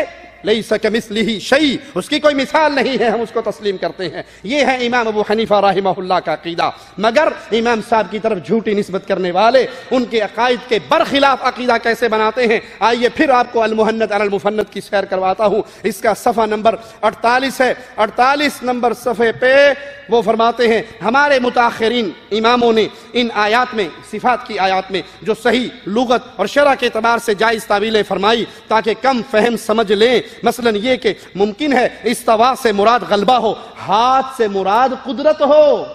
امام صاحب کہتے ہیں ہاتھ ہے لیکن کیفیت ہم نہیں جانتے، اس سے مراد قدرت نہیں ہے۔ ابو حنیفہ کہتے ہیں ہاتھ سے مراد قدرت نہیں کہی جائے گی، اور تم کہتے ہو نہیں ہاتھ سے مراد قدرت ہے، تو یہ ہمارے نزدیک حق ہے، یہ ہمارے نزدیک جائز ہے، یہ ہمارے نزدیک حق ہے۔ انا للہ و انا الیہ راجعون۔ جو چیز آپ کے نزدیک حق ہے وہ ابو حنیفہ کے نزدیک باطل ہے، جو چیز آپ کے نزدیک حق ہے وہ ابو حنیفہ کے نزدیک، اور جو ابو حنیفہ کے نزدیک حق ہے وہ اہل الحدیث کے نزدیک بھی حق ہے۔ تو ابو حنیفہ کو سچے ماننے والے کون ہوئے؟ اہل الحدیث ہوئے، اہل سنہ ہوئے۔ ہم دعوے دار ہیں ابو حنیفہ کے عقیدے میں ابو حنیفہ رحمہ اللہ قرآن اور حدیث کے موافق باتیں کہہ رہے ہیں، اور تم ان کی طرف نسبت کرنے میں جھوٹ کی نسبت کرتے ہو۔ امام ابو حنیفہ رحمہ اللہ فرماتے ہیں اللہ تعالیٰ اوپر کی جانب توجہ کر کے پکارا جائے گا۔ جب اللہ کو پکارا جائے گا تو انسان کی توجہ کا مرکز کیا ہوگا؟ اللہ کہاں ہے؟ جی عرش پہ ہے۔ یہ کون کہہ رہا ہے؟ ابو حنیفہ رحمہ اللہ۔ نیچے کی طرف توجہ کر کے اللہ کو نہیں پکارا جائے گا، ذہن میں یہ تصور نہیں ہوگا کہ اللہ نیچے ہے، بلکہ ذہن میں یہ تصور ہوگا کہ اللہ اوپر ہے۔ اسی نیت سے، اسی عقیدے کے ساتھ اللہ کو پکارا جائے گا۔ سید مودودی تفسیر میں لکھتے ہیں کہ انسان جب اللہ کو پکارتا ہے تو ویسے ہی اس کی توجہ اوپر کی طرف ہو جاتی ہے، ویسے ہی اس کے دل میں گمان اوپر کی طرف ہوتا ہے۔ اس سے یہ مراد نہیں ہے کہ اللہ اوپر ہے۔ انا للہ و انا الیہ راجعون۔ ابو حنیفہ کے عقیدوں کو نہ مانو پھر بھی حنفی کہلاؤ، ابو حنیفہ کے عقیدوں کو نہ تسلیم کرو، ان کے خلاف، ان کے ہر قول سے ٹکرانے والا قول اپناؤ، اور پھر بھی تمہاری حنفیت میں کوئی دراڑ نہ پڑے، اور ہم امام صاحب کے قول کو اپنائیں اور پھر بھی ہمارے اوپر سے ائمہ کی گستاخی کا لیبل کوئی نہ کھرس سکے۔ اب یہ دفاع نہیں کیا جائے گا کہ ہم ائمہ اربعہ کی عزت کرتے ہیں، اللہ کی قسم وہ ہیں ہمارے، کیوں عزت نہ کرے؟ اب اس سے اگلا بار ہوگا کہ تم ائمہ اربعہ کے مذہب پر نہیں ہو، تم ان کے مسلک پہ نہیں ہو، تم ان کے عقیدوں پہ نہیں ہو۔ امام صاحب مزید فرماتے ہیں ابو حنیفہ رحمہ اللہ کا قول سنیے، اللہ ناراض ہوتا ہے، غصہ ہوتا ہے، راضی ہوتا ہے، مگر یہ نہیں کہا جائے گا کہ اللہ کا غصہ اس کی عقوبت ہے اور اس کا راضی ہونا اس کا ثواب ہے۔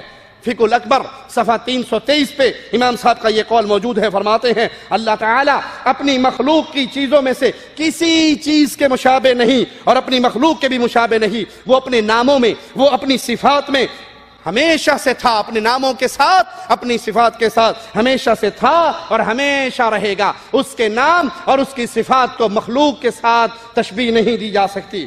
فقہ الاکبر کے صفحہ 324 پر لکھا ہے، امام ابو حنیفہ رحمہ اللہ فرماتے ہیں اللہ تعالیٰ کی صفات مخلوق کی صفات کے برخلاف ہے۔ محمد صلی اللہ علیہ وسلم اللہ کا مکھڑا نہیں ہے، وجہ اللہ نہیں ہے، اللہ کا وجہ ہے، کیسے ہے؟ جیسے اس کی شان کو لائق ہے۔ مخلوق کا وجہ ہے جیسے اللہ نے اس کو پیدا کیا ہے، لیکن مخلوق کی صفات، اللہ کی صفات برخلاف ہیں۔ وہ جانتا ہے، اللہ جانتا ہے، مگر ہمارے جاننے کی طرح ہمارے دل میں ابھی گمان پیدا نہیں ہوتا۔ میرا رب پہلے، ابھی ہم اس دھرتی پہ آئے نہیں تھے، اللہ کو پہلے سے علم تھا اس میں پیدا ہو کر فلاں وقت پہ فلاں سوچنی ہے. وہ اللہ ہے, وہ جاننے والا ہے, وہ جاننے والا ہے. اس جاننے والے کے در کو چھوڑ کر مردوں کے دروں پہ نہ گرو, کیونکہ ان کی جب روح نکل جاتی ہے تو ان کا استنجا کس نے کروانا ان کو تو یہ بھی پتہ نہیں ہوتا. ان کو قبر میں کون اتارے گا ان کو یہ شعور. یہ وصیت کر جاتے ہیں کہ ہمارا جنازہ فلاں سے پڑھانا, لیکن کس نے پڑھایا ان کو پتہ نہیں ہوتا. وہ جھوٹے ہیں جو یہ دعویٰ کرتے ہیں کہ یہ مرنے کے بعد بھی سارا کچھ جانتے ہیں. امام صاحب کہہ رہے ہیں اللہ جانتا ہے مگر اس کا جاننا ہمارے جاننے کی طرح نہیں. وہ قدرت رکھتا ہے مگر ہماری قدرت رکھنے کی طرح نہیں. وہ دیکھتا ہے مگر ہمارے دیکھنے کی طرح. کالی سیاہ چیونٹی, کالی سیاہ رات, کالے سیاہ پہاڑ کی جڑ میں چلتی ہے. اللہ اپنے عرش پہ ہوتے ہوئے اس کو دیکھتا بھی ہے, اس کا رزق دیتا بھی ہے, اس کے قدموں کی آہٹ کو اپنے عرش پہ سنتا بھی ہے. یہ امام ابو حنیفہ رحمہ اللہ کا عقیدہ آپ کو سنا رہا. وہ دیکھتا ہے مگر ہمارے دیکھنے کی طرح. اس کو چھوڑ کر مردوں کے در پہ گرتے ہو. کسی شخص نے اپنے شاگردوں کو ایک ایک مرغی دی کہ جاؤ ذبح کرو, لیکن وہاں کرنا جہاں تمہیں کوئی نہ دیکھے. سارے شاگرد ذبح کر کے لے آئے, ایک شاگرد زندہ مرغی لے کے آ گیا. تو استاد نے پوچھا تو نے ذبح نہیں کی؟ کہا استاد جی آپ نے شرط لگائی تھی وہاں ذبح کرنا جہاں کوئی. میں جو ہی اس کی گردن پہ چھری رکھتا میرا دل کہتا تیرا رب تجھے دیکھ رہا ہے, میرا رب تجھے دیکھ رہا ہے. جنگل کا چرواہا ہے, بکریاں چرا رہا ہے. پوچھنے والا پوچھتا ہے ایک بکری مجھے بیچ دے. وہ جواب میں کہتا ہے انا عبد مملوک معتمد, میں تو غلام ہوں, مجھ پہ اعتماد کیا گیا ہے, آقا کی بکریاں چرا رہا ہوں, میری نہیں ہے. کہا قل للمالک اکلہ ذئب, مالک سے کہنا بھیڑیا اٹھا کے لے گیا تھا. اور عجیب بات بھی نہیں ہے, جنگل میں تو بھیڑیا لے ہی جاتا ہے. کہا مالک کو تو یہ کہہ کے چپ کروا دوں گا کہ بھیڑیا لے گیا تھا. وَمَاذَا أَقُولُ لِلَّهِ, قیامت کے دن اپنے رب کو کیا کہوں گا. وہ دیکھتا ہے, اس کا دیکھنا ہمارے دیکھنے کے جیسا نہیں ہے. ہم اس دیوار کے پیچھے نہیں جانتے کیا ہے. اور کائنات میں جتنے درخت ہیں, کوئی اپنے گھر میں اگے ہوئے ایک درخت کے پتے گن سکتا ہے؟ بھلے اس نے MBA کیا ہوا ہو, گن لے گا؟ کیلکولیٹر اس کے, سپر کمپیوٹر اس کے پاس, اس کو پتے گن کہ ہم یہاں کوئی اور کام لگوا لو, کس کام میں لگا دیا مجھے. ایک درخت کے پتے نہیں گن سکتی مخلوق, اور وہ خالق. کائنات میں جتنے جنگل ہیں, سمندروں میں جتنے جنگل ہیں, ان میں جتنے درخت ہیں, ان درختوں پہ جتنے پتے ہیں, ایک پتا بھی نہیں گرتا, وہ گرنے سے پہلے رب کے علم میں ہوتا ہے. نیا پتا نہیں اگتا لیکن رب کے علم میں ہوتا ہے. اس رب کے اوپر جھوٹ بولتے ہو کہ پیر صاحب کی قبر پہ اس لیے آئے ہیں کہ یہ اللہ کو بتائیں گے میرا کیا حال ہے. آئے ہیں تیرے در پہ تو کچھ لے کے جائیں گے, یہ بتائیں گے اللہ یہ بندہ بھوکا مر رہا ہے, تیرے رب کو نہیں پتا تیرا کیا حال ہے. اس رب کو پکار کے تو دیکھ. وہ اللہ دیکھتا ہے, اس کا دیکھنا ہم جیسا نہیں. وہ اللہ سنتا ہے مگر ہمارے سننے کی طرح نہیں. اللہ سنتا ہے, ہمارے سننے کی حدود اور قیود ہیں.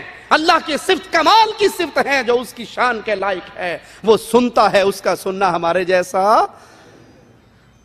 عورت آتی ہے پیارے حبیب کے پاس, خامن نے کہہ دیا اس کو ماں, اور وہ رو رہی ہے. اور ابھی تک قانون یہی ہے کہ اگر خامن بیوی کو ماں کہہ دے تو نکاح گیا, اور وہ رہی ہے. بچے اپنے ساتھ رکھوں گی تو بھوکے ماروں گی, باپ لے جائے گا تو تربیت کون کرے گا. کیا ثابت ہوا, کیا ثابت ہوا اس جملے سے؟ پاس رکھوں گی تو بھوکے ماروں گی, وہ لے گیا اس کو دے دیے, تربیت کون کرے گا. گھر کے اندر کا کام کس کے ذمے ہے جی بولو. گھر کے اندر میرے خیال آپ سب روٹیاں پکاتے ہو گھر میں جو بول نہیں رہے. گھر کے اندر والا کام کس کے ذمے ہے؟ باہر کا کام مردوں کا. اور اب جو عورتیں کہتی ہیں ہاں ادھر بیٹھ ہم ڈرائیونگ کرتی ہیں, ادھر بیٹھ ہم الیکشن میں کھڑی ہوتی ہیں. میں ڈرتا ہوں کوئی ایسا دور نہ آ جائے جو خامن سے کہ بیٹھو آج جمعہ ہم پڑھا کے آئیں گی. اور ہوا, کفار نے یہ کر کے دکھایا. امریکہ کے اندر باقاعدہ دشمنان اسلام نے ایک مسجد بنائی جہاں بی بی آ کے اذان دیتی ہے, بی بی اذان دیتی ہے, بی بی نماز پڑھاتی ہے. She does the traditional call to prayer, something else that women don't normally do. Lose sight of that. Then, as in most mosques, a sermon before the prayer. We need perseverance in everything we do. Allah rewards perseverance with success. And we have to keep going and keep going and keep going. And I'm hoping that other mosques will follow our example, and that other prayers will be led by other women. And these young ladies will be the prayer leaders of tomorrow. I'm counting on you guys. We need to keep going, and we need to be willing to do it in the face of opposition, because the opposition is going to get worse before it gets better. And we all have to be prepared for that. And we all have to hold on to the fact that this is truth. Allahu Akbar. Bismillahirrahmanirrahim. Then, the moment that'll go down in history. Allahu Akbar. Allahu Akbar.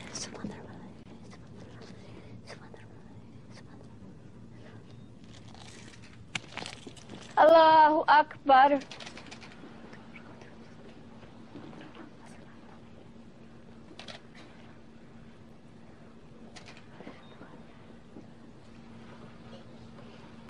Assalamu alaikum wa rahmatullah.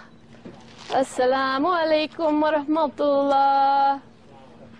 Oh Allah, please bless us this day. Bless us in all our efforts and our service to you.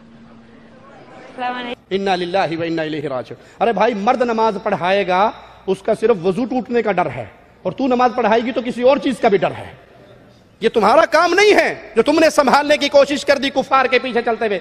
अगर इसको दे दिया खिलाऊंगी कहां, क्योंकि कमाई मर्द के जिम्मे है, और अगर अपने पास रखती हूं तो कहां से खिलाऊंगी। इसको दे दिया, तरबियत कौन करेगा। औरत का काम घर की चार दीवारी है। उन औरतों को सलाम है, उनकी इज्जत के एहतराम के जुमले हैं जो अपने बच्चों को अपने घर में बैठ के कुरान का हाफिज बनाती है, हदीस रसूल का हाफिज बनाती है, उनको खालिद इब्न वलीद की सीरत पे चलने का दर्स देती है, उनको कुफार के लिए एक चुभा हुआ कांटा बना के उम्मत इस्लामिया को तोहफा देती है। रब्बे मोहम्मद की कसम, उन औरतों की इज्जत को सलाम है।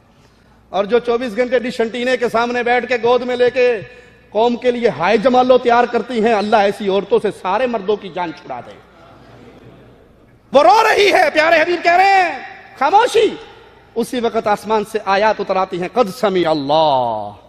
आयशा फरमाती हैं रज़ी अल्लाह ताला, कुर्बान जाऊं उस रब के सुनने पर, पर्दे के पीछे मैं बैठी थी, मैंने इसके जुमले नहीं सुने, अर्श पे होते हुए मौला ने सुन लिए। वो सुनता है, उसका सुनना हमारे जैसा। अरे जिसको तुम कब्रों में दफन करके आके खड़े होके पुकारना शुरू कर दिया, ये सुन सकता, ये देखता जानता, उस अल्लाह को पुकारिए। तालीम अबू हनीफा दे रहे हैं रहिमहुल्लाह। वो बोलता है मगर उसका बोलना हमारी तरह नहीं। इमाम अबू हनीफा फरमाते हैं अल्लाह ताला को मखलूक की सिफात के साथ मुत्तसिफ नहीं किया जा सकता, और जिसने अल्लाह को बशर के मानों में से किसी माना के साथ मुत्तसिफ किया उसने कुफर किया। इमाम अबू हनीफा रहमहुल्लाह फरमाते हैं अल्लाह ताला की ज़ाती और फ़ैली सिफात है। ज़ाती सिफात हयात, कुदरत, इल्म, कलाम, समा, बसर और इरादा है, और फ़ैली सिफात है वो पैदा करता है, वो रोजी देता है। रोजी कौन देता है? रोजी कौन देता है? आज जालिमों ने उस अकीदे को भी मानने से इनकार कर दिया कब्र परस्तों ने, जिसको अबू जहल ने मान लिया था। वो मानते थे अल्लाह दाता है। आज कहता है कवाल, मैं सुन्नी अकीदत वाला हूं, तू क्यों मुझसे जलता है? एक मैं क्या सारा जमाना ख्वाजा के दर पे पलता है, यहाँ ख्वाजा का सिक्का चलता है। अकीदत वाला हूँ, तू क्यों मुझसे जलता है? एक मैं क्या सारा जमाना भी मेरे ख्वाजा के दर पे पलता है, यहाँ ख्वाजा का सिक्का चलता है, ख्वाजा का सिक्का। इन्ना लिल्लाहि व इन्ना इलैहि राजिऊन। जब ये ख्वाजा साहब कमा रहे थे, जब ख्वाजा का अब्बा, दादा अब्बा, पड़दादा, सकड़ दादा, लकड़ दादा भी दुनिया पे नहीं आया था, दुनिया वालों को कौन खिलाता था? रोजियां कौन देता था? अरे भाई, ये ख्वाजा फकीर है, तुम अपने चंदों से उसकी देख भर रहे हो। वगरना हमारा चैलेंज है कब्र परस्तों को, 1 महीने के लिए तमाम लोग ख्वाजा की कब्र पे जाके नजराने देने बंद कर दे। ख्वाजे को थल्लो देग पर भर के खिला, تمہارے چندوں سے چلتی ہے. وہ بیچارہ اگر اللہ کا ولی تھا تو جنت میں گیا, کوئی اور ماجرا تھا تب بھی وہ جانے, اللہ جانے. اس اللہ کے در کو نہ چھوڑیے. اللہ روزی دیتا ہے. موجود کرنا, سابقہ مادہ اور نمونہ کے بغیر کسی چیز کو وجود میں لانا, بنانا اور دیگر صفات فعل, وہ اللہ مالک ہے جو اپنے اسماء و صفات کے ساتھ ہمیشہ سے ہے, ہمیشہ رہے گا. آئیے امام ابو حنیفہ رحمہ اللہ کا عقیدہ سنتے ہیں کہ اللہ کہاں ہے, اللہ کہاں ہے. امام صاحب درس دے رہے ہیں. امام ابو حنیفہ فرماتے ہیں جو شخص یہ کہے میں نے اپنے رب کے بارے میں نہیں جانتا کہ وہ آسمان میں ہے یا زمین میں, اس نے کفر کیا. جو یہ کہے اللہ آسمان میں ہے یا زمین میں مجھے پتا نہیں, اس نے کیا کیا؟ کفر کیا. کس نے کہا؟ ابو حنیفہ رحمہ اللہ نے.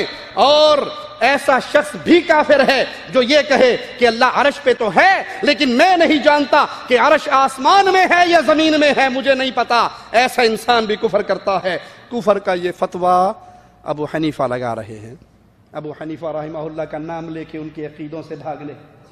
دوڑنے والوں, امام صاحب کہہ رہے ہیں جو یہ کہے کہ اللہ آسمان میں ہے یا زمین میں ہے مجھے نہیں پتا, تو آسمان میں ہونا جہت مقرر کرنا ہے یا نہیں؟ جہت مقرر کرنا ہے نا کہ اللہ آسمان میں ہے. آسمان ایک جہت ہے یا زمین میں ہے. وہ کافر ہے جو اللہ کو کے بارے میں یہ عقیدہ رکھے مجھے نہیں پتا وہ آسمان میں ہے یا زمین میں. اور آج امت کو درس کیا ملتا ہے؟ طارق جمیل صاحب فرماتے ہیں کہ عبداللہ بن مسعود آئے رسول اللہ صلی اللہ علیہ وسلم کے پاس اور آپ نے ان کو دیکھ کے رونے لگے اور کہا میں تمہیں اللہ کے حوالے کرتا ہوں, اللہ کے حوالے کرتا ہوں. ابن مسعود نے کہا یہ تو وفات کی باتیں لگ رہی ہیں, اچھا یہ بتائیے آپ کا غسل کفن دفن کون کرے گا؟ کہا میرے اہل بیت کریں گے. قبر میں کون اتارے گا؟ کہا اہل بیت. آپ کا جنازہ کون پڑھے گا؟ مولانا کہتے ہیں کہ بس جب یہ کہا تو رسول اللہ صلی اللہ علیہ وسلم نے فرمایا یہ حجرہ عائشہ کی شان سنا رہا ہوں, یہ حجرہ عائشہ ہے. اللہ کے نبی جنازہ کون پڑھے گا؟ کہا جب تم غسل کے بعد تیار کر کے میرے جسد مبارک کو رکھ دو, تم سارے باہر نکل جانا, سب سے پہلے میرا جنازہ اللہ پڑھے گا. جب آپ کے جانے میں ایک ہفتہ باقی تھا دنیا سے تو صحابہ آئے عرض کی یا رسول اللہ, تو آپ نے ان کو دیکھا تو آپ کی آنکھوں میں آنسو آ گئے. تو آپ نے کہا میں تمہیں اللہ کے سپرد کرتا ہوں, اللہ تمہارا ساتھی ہوں. تو عبداللہ بن مسعود نے پوچھا کہ یا رسول اللہ یہ تو باتیں رخصتی کی ہیں, جیسے جانے کا وقت قریب آ چکا ہے, تو آپ کو غسل کون دے گا؟ کہا میرے اہل بیت مجھے غسل دے. آپ کو کفن کون دے گا؟ کہا میرے اہل بیت مجھے کفن دے. آپ کو قبر میں کون اتارے گا؟ کہا میرے اہل بیت مجھے اتارے. آپ کا جنازہ کون پڑھے گا؟ تو اس پر آپ کی آنکھوں میں آنسو آ گئے. یہ حجرہ عائشہ بتا رہا ہوں, یہ حجرہ عائشہ, اما عائشہ کا حجرہ کیا حجرہ ہے. تو آپ کی آنکھوں میں آنسو آ گئے. تو آپ نے کہا تمہارے نبی کا جنازہ ایسے نہیں جیسے ہمارے ہوتے ہیں, ابھی بتانے لگا. تو آپ نے کہا جب تم مجھے غسل دے دینا تو تم سارے باہر نکل جانا, سب سے پہلے اللہ میرا جنازہ پڑھے گا. تو حجرہ عائشہ وہ ہے جہاں اللہ تعالیٰ مکان و زمان ہے, لہذا اس کا جنازہ پڑھنا وہ جانے اور اس کا رسول جانے. میں تو تمہیں خبر صحیح سنا رہا ہوں. کہا کہ سب سے پہلے میرا اللہ جنازہ پڑھے گا, اس کے بعد جبریل اور میکائیل اور اسرافیل اور عرش کے فرشتے مقرب وہ آئیں گے اور میرا جنازہ پڑھیں گے. پھر ساتوں آسمان کے فرشتے اتریں گے اور میرا جنازہ پڑھیں گے. اس کے بعد پھر تم پہلے مرد آنا, چارپائی کے ساتھ کھڑے ہو کر میرے لیے دعا کرنا, اللہ اکبر. نماز کی نیت یہ نہیں ہوا.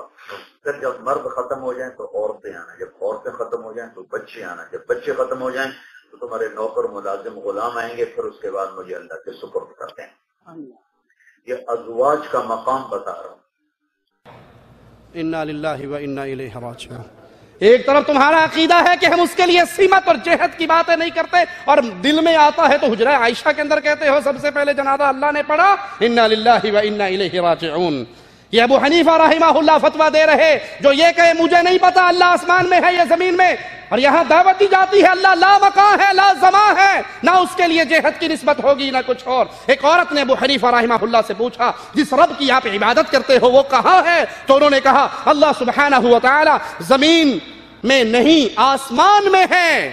اللہ زمین میں پٹی کیا پڑھائی جاتی ہے؟ اللہ ہر جگہ ہے, ہر جگہ اللہ ہے, دل میں اللہ ہے. مومن کا دل اللہ کا عرش ہے, کسی کے دل میں اللہ نہیں ہے. اللہ کا علم, اللہ کی قدرت, اللہ کا کنٹرول, اللہ کی حکومت, اللہ ہر چیز کو گھیرے ہوئے ہے کہاں؟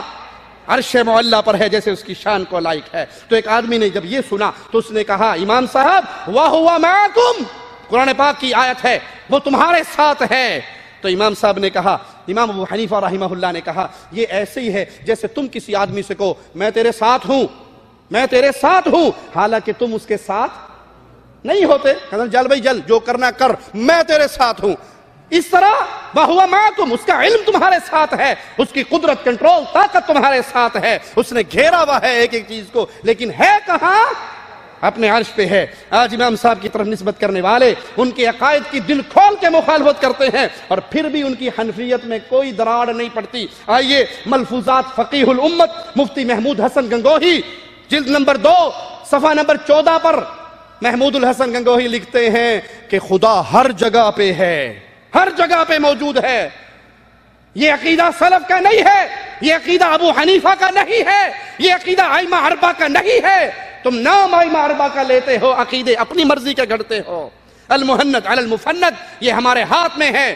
آئیے پھر اس کا صفحہ نمبر 48 کھولتے ہیں، اور اس پہ لکھا ہوا ہے البتہ جہت و مکان کا اللہ کے لیے ثابت کرنا ہم جائز نہیں سمجھتے، ہم کہتے ہیں وہ جہت و مکانیت اور جملہ علامات حدود سے منزہ اور عالی ہے، ہم جہت کی کا اس بات نہیں کرتے۔ ابو حنیفہ جہت کا اس بات نہ کرنے والے کو کافر کہتے ہیں۔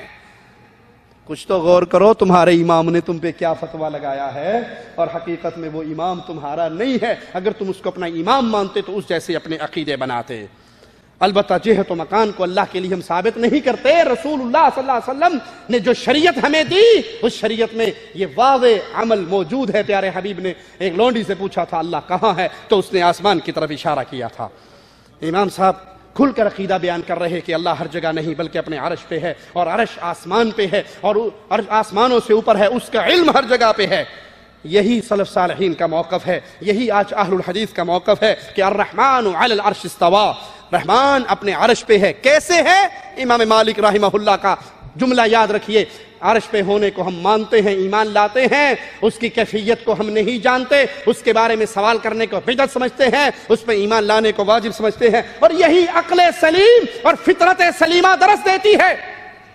جو کہے نا آپ کو اللہ ہر جگہ پہ ہے، اس سے کو بھائی دعا مانگ، دعا کے لیے ہاتھ اٹھاؤ، اٹھائیے دعا کے لیے ہاتھ۔ کیسے اٹھتے ہیں جی؟ دعا کے لیے ہاتھ کیسے اٹھے؟ ایسے۔ کیوں؟ آپ کی فطرت درس دے رہی ہے، ان خالی ہاتھوں کو بھرنے والا کہاں ہے؟ کبھی کسی نے یوں مانگا، یوں مانگا، یوں مانگا، یوں مانگا، یوں مانگا؟ جب بھی مانگتے ہیں دکھ ہوتا ہے تو یہ ہاتھ راتوں کو اٹھیں، دن کو اٹھیں۔ ارے بھائی یہ تو عقل سلیم ہے۔ جو عقیدہ توحید کو نہیں مانتے ان بیچاروں کا بھی یہی حال ہے۔ آپ دیکھیں بابا جی کی قبر پہ آنے والا اب بابا سے مانگ رہا ہے، اور کیسے مانگتا ہے؟ بابا جی کی قبر ہے، قبر پہ آ کر کھڑا ہو گیا اور کہتے ہیں جی بابا جی آئے ہیں تیرے در پہ کچھ لے کے جائیں گے، بابا دے دے، بابا منڈا دے دے، بابا کوڑی دے دے، بابا بیاہ کرا دے، بابا دے دے، دے داتا دے داتا۔ کیسے مانگ رہا ہے جی؟ جس سے مانگ رہا ہے وہ کہاں ہے؟ ہم تو یوں مانگتے ہیں، کیوں؟ ہمیں دینے والا کہاں ہے؟ اور یہ کس سے مانگ رہا ہے؟ او عقل کے اندھے، یوں مانگ۔ تو جس سے مانگ رہا ہے وہ نیچے پڑا ہے، بابا دے دے دے دے، قسم رب دی کوئی نہیں ویکھن دیا، کڑ دے کیڑی شے دینی دے دے، وہ نیچے ہے نا۔ انا للہ و انا الیہ راجعون۔ اور گستاخ کا فتویٰ ہمارے اوپر، تم بڑے گستاخ ہو، اولیاء کو نہیں مانتے۔ آپ نے اللہ کے لیے اعلی مثال سمجھانے کے لیے مثال دیتا ہوں ان بابو جی کے اوپر۔ آپ جب کسی سے مانگنے جاتے ہو، ایک فقیر آتا ہے اور ایک بندے کو دیکھتا گاڑی میں ہے، 4 پیسے والا ہے، تو کہتے ہیں بھوک لگی ہے، رات کی روٹی نہیں کھائی، بھوک سے پیٹ میں درد ہو رہا ہے، روٹی دے دو۔ وہ نہیں بیٹھتا تو نیچے بیٹھ جاتا نا کہ دے دے دے دے، کھڑا ہے اور یہ اس کے نیچے بیٹھ کر دے دے یار بھوک لگی 5 روز۔ ایسے ہی ہوتا ہے۔ آپ نے کبھی دیکھا کسی فقیر کو وہ آئے اور آدمی کو پکڑے، نیچے گرائے، اس کی منڈی پہ پاؤں رکھے، کہ دے 5 روپے؟ دے گا؟ کہے گا ایک دفعہ نیچے سے نکلنے دے تن دسدا میں، ایک دفعہ باہر آنے دے تجھے بتاتا ہوں۔ اور بے وقوف، وہ پیر صاحب کو قبر میں گرا دیا، مٹی ڈال دی، اوپر چڑھ گئے، اوپر چڑھ گئے، اور پھر کہتے ہیں بابا جی دے دو، کہتے ہیں میں تھلوں نکلن تے دے میں تم دسدا۔ ہمارے ہاتھ یوں اٹھتے ہیں، ہم حق پر ہیں، کیوں اٹھتے ہیں؟ ان خالی ہاتھوں کو بھرنے والا عرش پہ ہے۔ تم نے پیروں سے مانگنا ہے تو یوں مانگو کہ جس کی طرف تمہاری نسبت ہے وہ اوپر نہیں۔ لاہور تیرا داتا اے جی شرک دیے حد، کیوں؟ تیرا داتا تھلے فرشاں دے، میرا داتا اتے عرشاں دے۔ ہمارا داتا عرش پہ ہے، تم نے جس کو داتا کہا وہ فرش کے نیچے دفن ہے، وہ عرش کے اوپر نہیں ہے۔ عرش کے اوپر سچا رب اور سچا داتا ہے۔ امام صاحب کہتے ہیں کہ ہم اس کی کیفیت کو نہیں جانتے. کیوں؟ لیس کمثلہ شیء، شریعت نے قانون سکھایا ہے اللہ کی کوئی مثل نہیں. یہی عقل سلیم کا درس ہے، یہی فطرت سلیمہ کا درس ہے. اللہ سے دعا ہے اللہ ہمیں اسی فطرت سلیم پہ رکھے. اسی طرح اللہ کا ہاتھ ہے ان کے ہاتھوں کے اوپر، لیکن اس کے ہاتھ کو مخلوق کے ہاتھوں سے تشبیہ نہیں دی جا سکتی. ابو حنیفہ کا تسلیم کرتے ہیں کہ اللہ تعالیٰ کی صفت ہے، اس کی تعویل نہیں کرتے، اس سے مراد قدرت نہیں کہتے. المحنت میں لکھا ہے کہ ہاتھ سے مراد قدرت ہے. یہ ابو حنیفہ رحمہ اللہ کے عقیدے سے بغاوت ہے. امام صاحب فرماتے ہیں اللہ تعالیٰ کلام کرتا ہے مگر ہمارے کلام کی طرح نہیں. موسیٰ علیہ السلام نے اللہ تعالیٰ کا کلام سنا. ارشاد باری تعالیٰ ہے وَكَلَّمَ اللَّهُ مُوسَىٰ تَكْلِيمًا، اللہ تعالیٰ نے موسیٰ سے کلام کیا. اور اس نے جب موسیٰ سے کلام کیا تھا تب بھی کلام نہیں کیا تھا، تب بھی کلام کرنا اس کی صفت تھی. اور فرمایا ابو حنیفہ رحمہ اللہ نے کہ قرآن اللہ کا کلام ہے، مصاحف میں لکھا ہوا، دلوں میں محفوظ، زبانوں سے پڑھا جاتا ہے. محمد کریم صلی اللہ علیہ وسلم کے اوپر نازل کیا گیا اور قرآن غیر مخلوق ہے. اسی طرح تقدیر کے بارے میں امام ابو حنیفہ رحمہ اللہ کے قول کو سنیے. ایک آدمی آیا ابو حنیفہ رحمہ اللہ سے تقدیر کے بارے میں بحث کرنے لگا. انہوں نے کہا تم کو معلوم نہیں کہ تقدیر میں غور و خوض کرنا ایسا ہے جیسے سورج کی آنکھوں میں آنکھیں ڈال کے کوئی دیکھے، جتنا دیکھے گا وہ اتنا ہی زیادہ حیرت میں پڑ جائے گا. امام صاحب فرماتے ہیں اللہ تعالیٰ ازل میں اشیاء کو ان کے ہونے سے پہلے جانتا تھا. اور یہ بھی فرمایا اللہ معدوم کو اس کے عدم کی حالت میں بے حیثیت معدوم جانتا ہے، اور یہ بھی جانتا ہے کہ جب وہ اس کو موجود کرے گا تو اس کا فنا کیسے ہوگا. وہ اللہ مالک ہے جو موجود کو اس کے وجود کی حالت میں آنے سے پہلے جانتا ہے، اور یہ بھی جانتا ہے اس کا فنا کیسے ہوگا. ابو حنیفہ رحمہ اللہ فرماتے ہیں کہ اس کی مقرر کردہ تقدیر لوح محفوظ میں ہے. امام صاحب فرماتے ہیں ہم اقرار کرتے ہیں کہ اللہ تعالیٰ نے قلم کو حکم دیا کہ وہ لکھے. قلم نے سوال کیا اے اللہ کیا لکھوں؟ تو مالک نے فرمایا قیامت تک جو کچھ ہونے والا ہے وہ لکھ دو. سب کچھ لکھ دیا. ارشاد باری تعالیٰ ہے وَكُلُّ شَيْءٍ فَعَلُوهُ فِي الزُّبُرِ وَكُلُّ صَغِيرٍ وَكَبِيرٍ مُسْتَطَرٍ. ہر چیز کو جو انہوں نے کی صحیفوں کے اندر ہے، ہر چھوٹی بڑی چیز لکھی ہوئی ہے. امام صاحب فرماتے ہیں دنیا اور آخرت میں کوئی بھی چیز اللہ تعالیٰ کی مشیت کے بغیر نہ ہوگی، اور اللہ تعالیٰ نے چیزیں بغیر کسی چیز کے پیدا کی، اور اللہ تعالیٰ پیدا کرنے سے پہلے بھی خالق تھا. اللہ سے دعا ہے اللہ ہمیں سلف صالحین کے منہج پہ زندہ رکھے. اللہ ہمیں قرآن و حدیث کو ویسے سمجھنے کی توفیق عطا فرمائے جیسے اصحاب رسول اللہ نے سمجھا، پھر اپنے شاگردوں کو سمجھایا، تابعین نے سمجھا، تبع تابعین نے سمجھا. سلف صالحین کے منہج پہ اللہ ہمیں زندہ رکھے اور پک ڈنڈیوں سے بچائے، ٹیڑے راستوں سے بچائے، قرآن و حدیث کے اوپر چلائے. اللہ سے دعا ہے اللہ ہمیں توحید کی دعوت دینے والا، پھیلانے والا، ماننے والا، سن کر آگے پہنچانے والا، عمل کرنے والا، اور اس دعوت کو پھیلانے کے راستے میں کسی لالچ کسی ڈر کو خاطر میں نہ لانے والا بنائے. زندہ رکھے، زندہ رکھے، زندہ رکھے جب تک ہمارا زندہ رہنا ہماری جنت کے لیے، ہماری آخرت کے لیے بہتر ہو. ہمیں اپنے پاس بلائے جب وہ اپنے بندوں کو فتنے میں مبتلا کرنا چاہتا ہو، تو اس فتنے میں مبتلا کرنے سے پہلے ہمیں اس حال میں بلائے ہماری زبان سے لا الہ الا اللہ کا پیغام نکل رہا ہو، اور اہل شرک کے ہاتھوں شہادت کی موت پا کے ہم اللہ کی جنتوں کی طرف روانہ ہو رہے ہوں. اقول قولی ھذا واستغفر اللہ لی ولکم ولسائر المسلمین فاستغفروہ انہ هو الغفور الرحیم.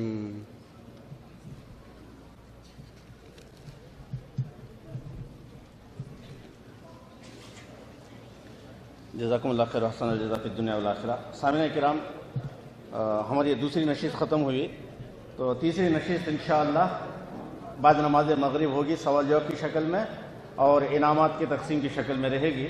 تو بعد نماز مغرب آپ تمام لوگ جس طریقے سے آپ بیٹھے ہوئے ہیں نماز کے بعد بھی ویسے ہی بیٹھیں تاکہ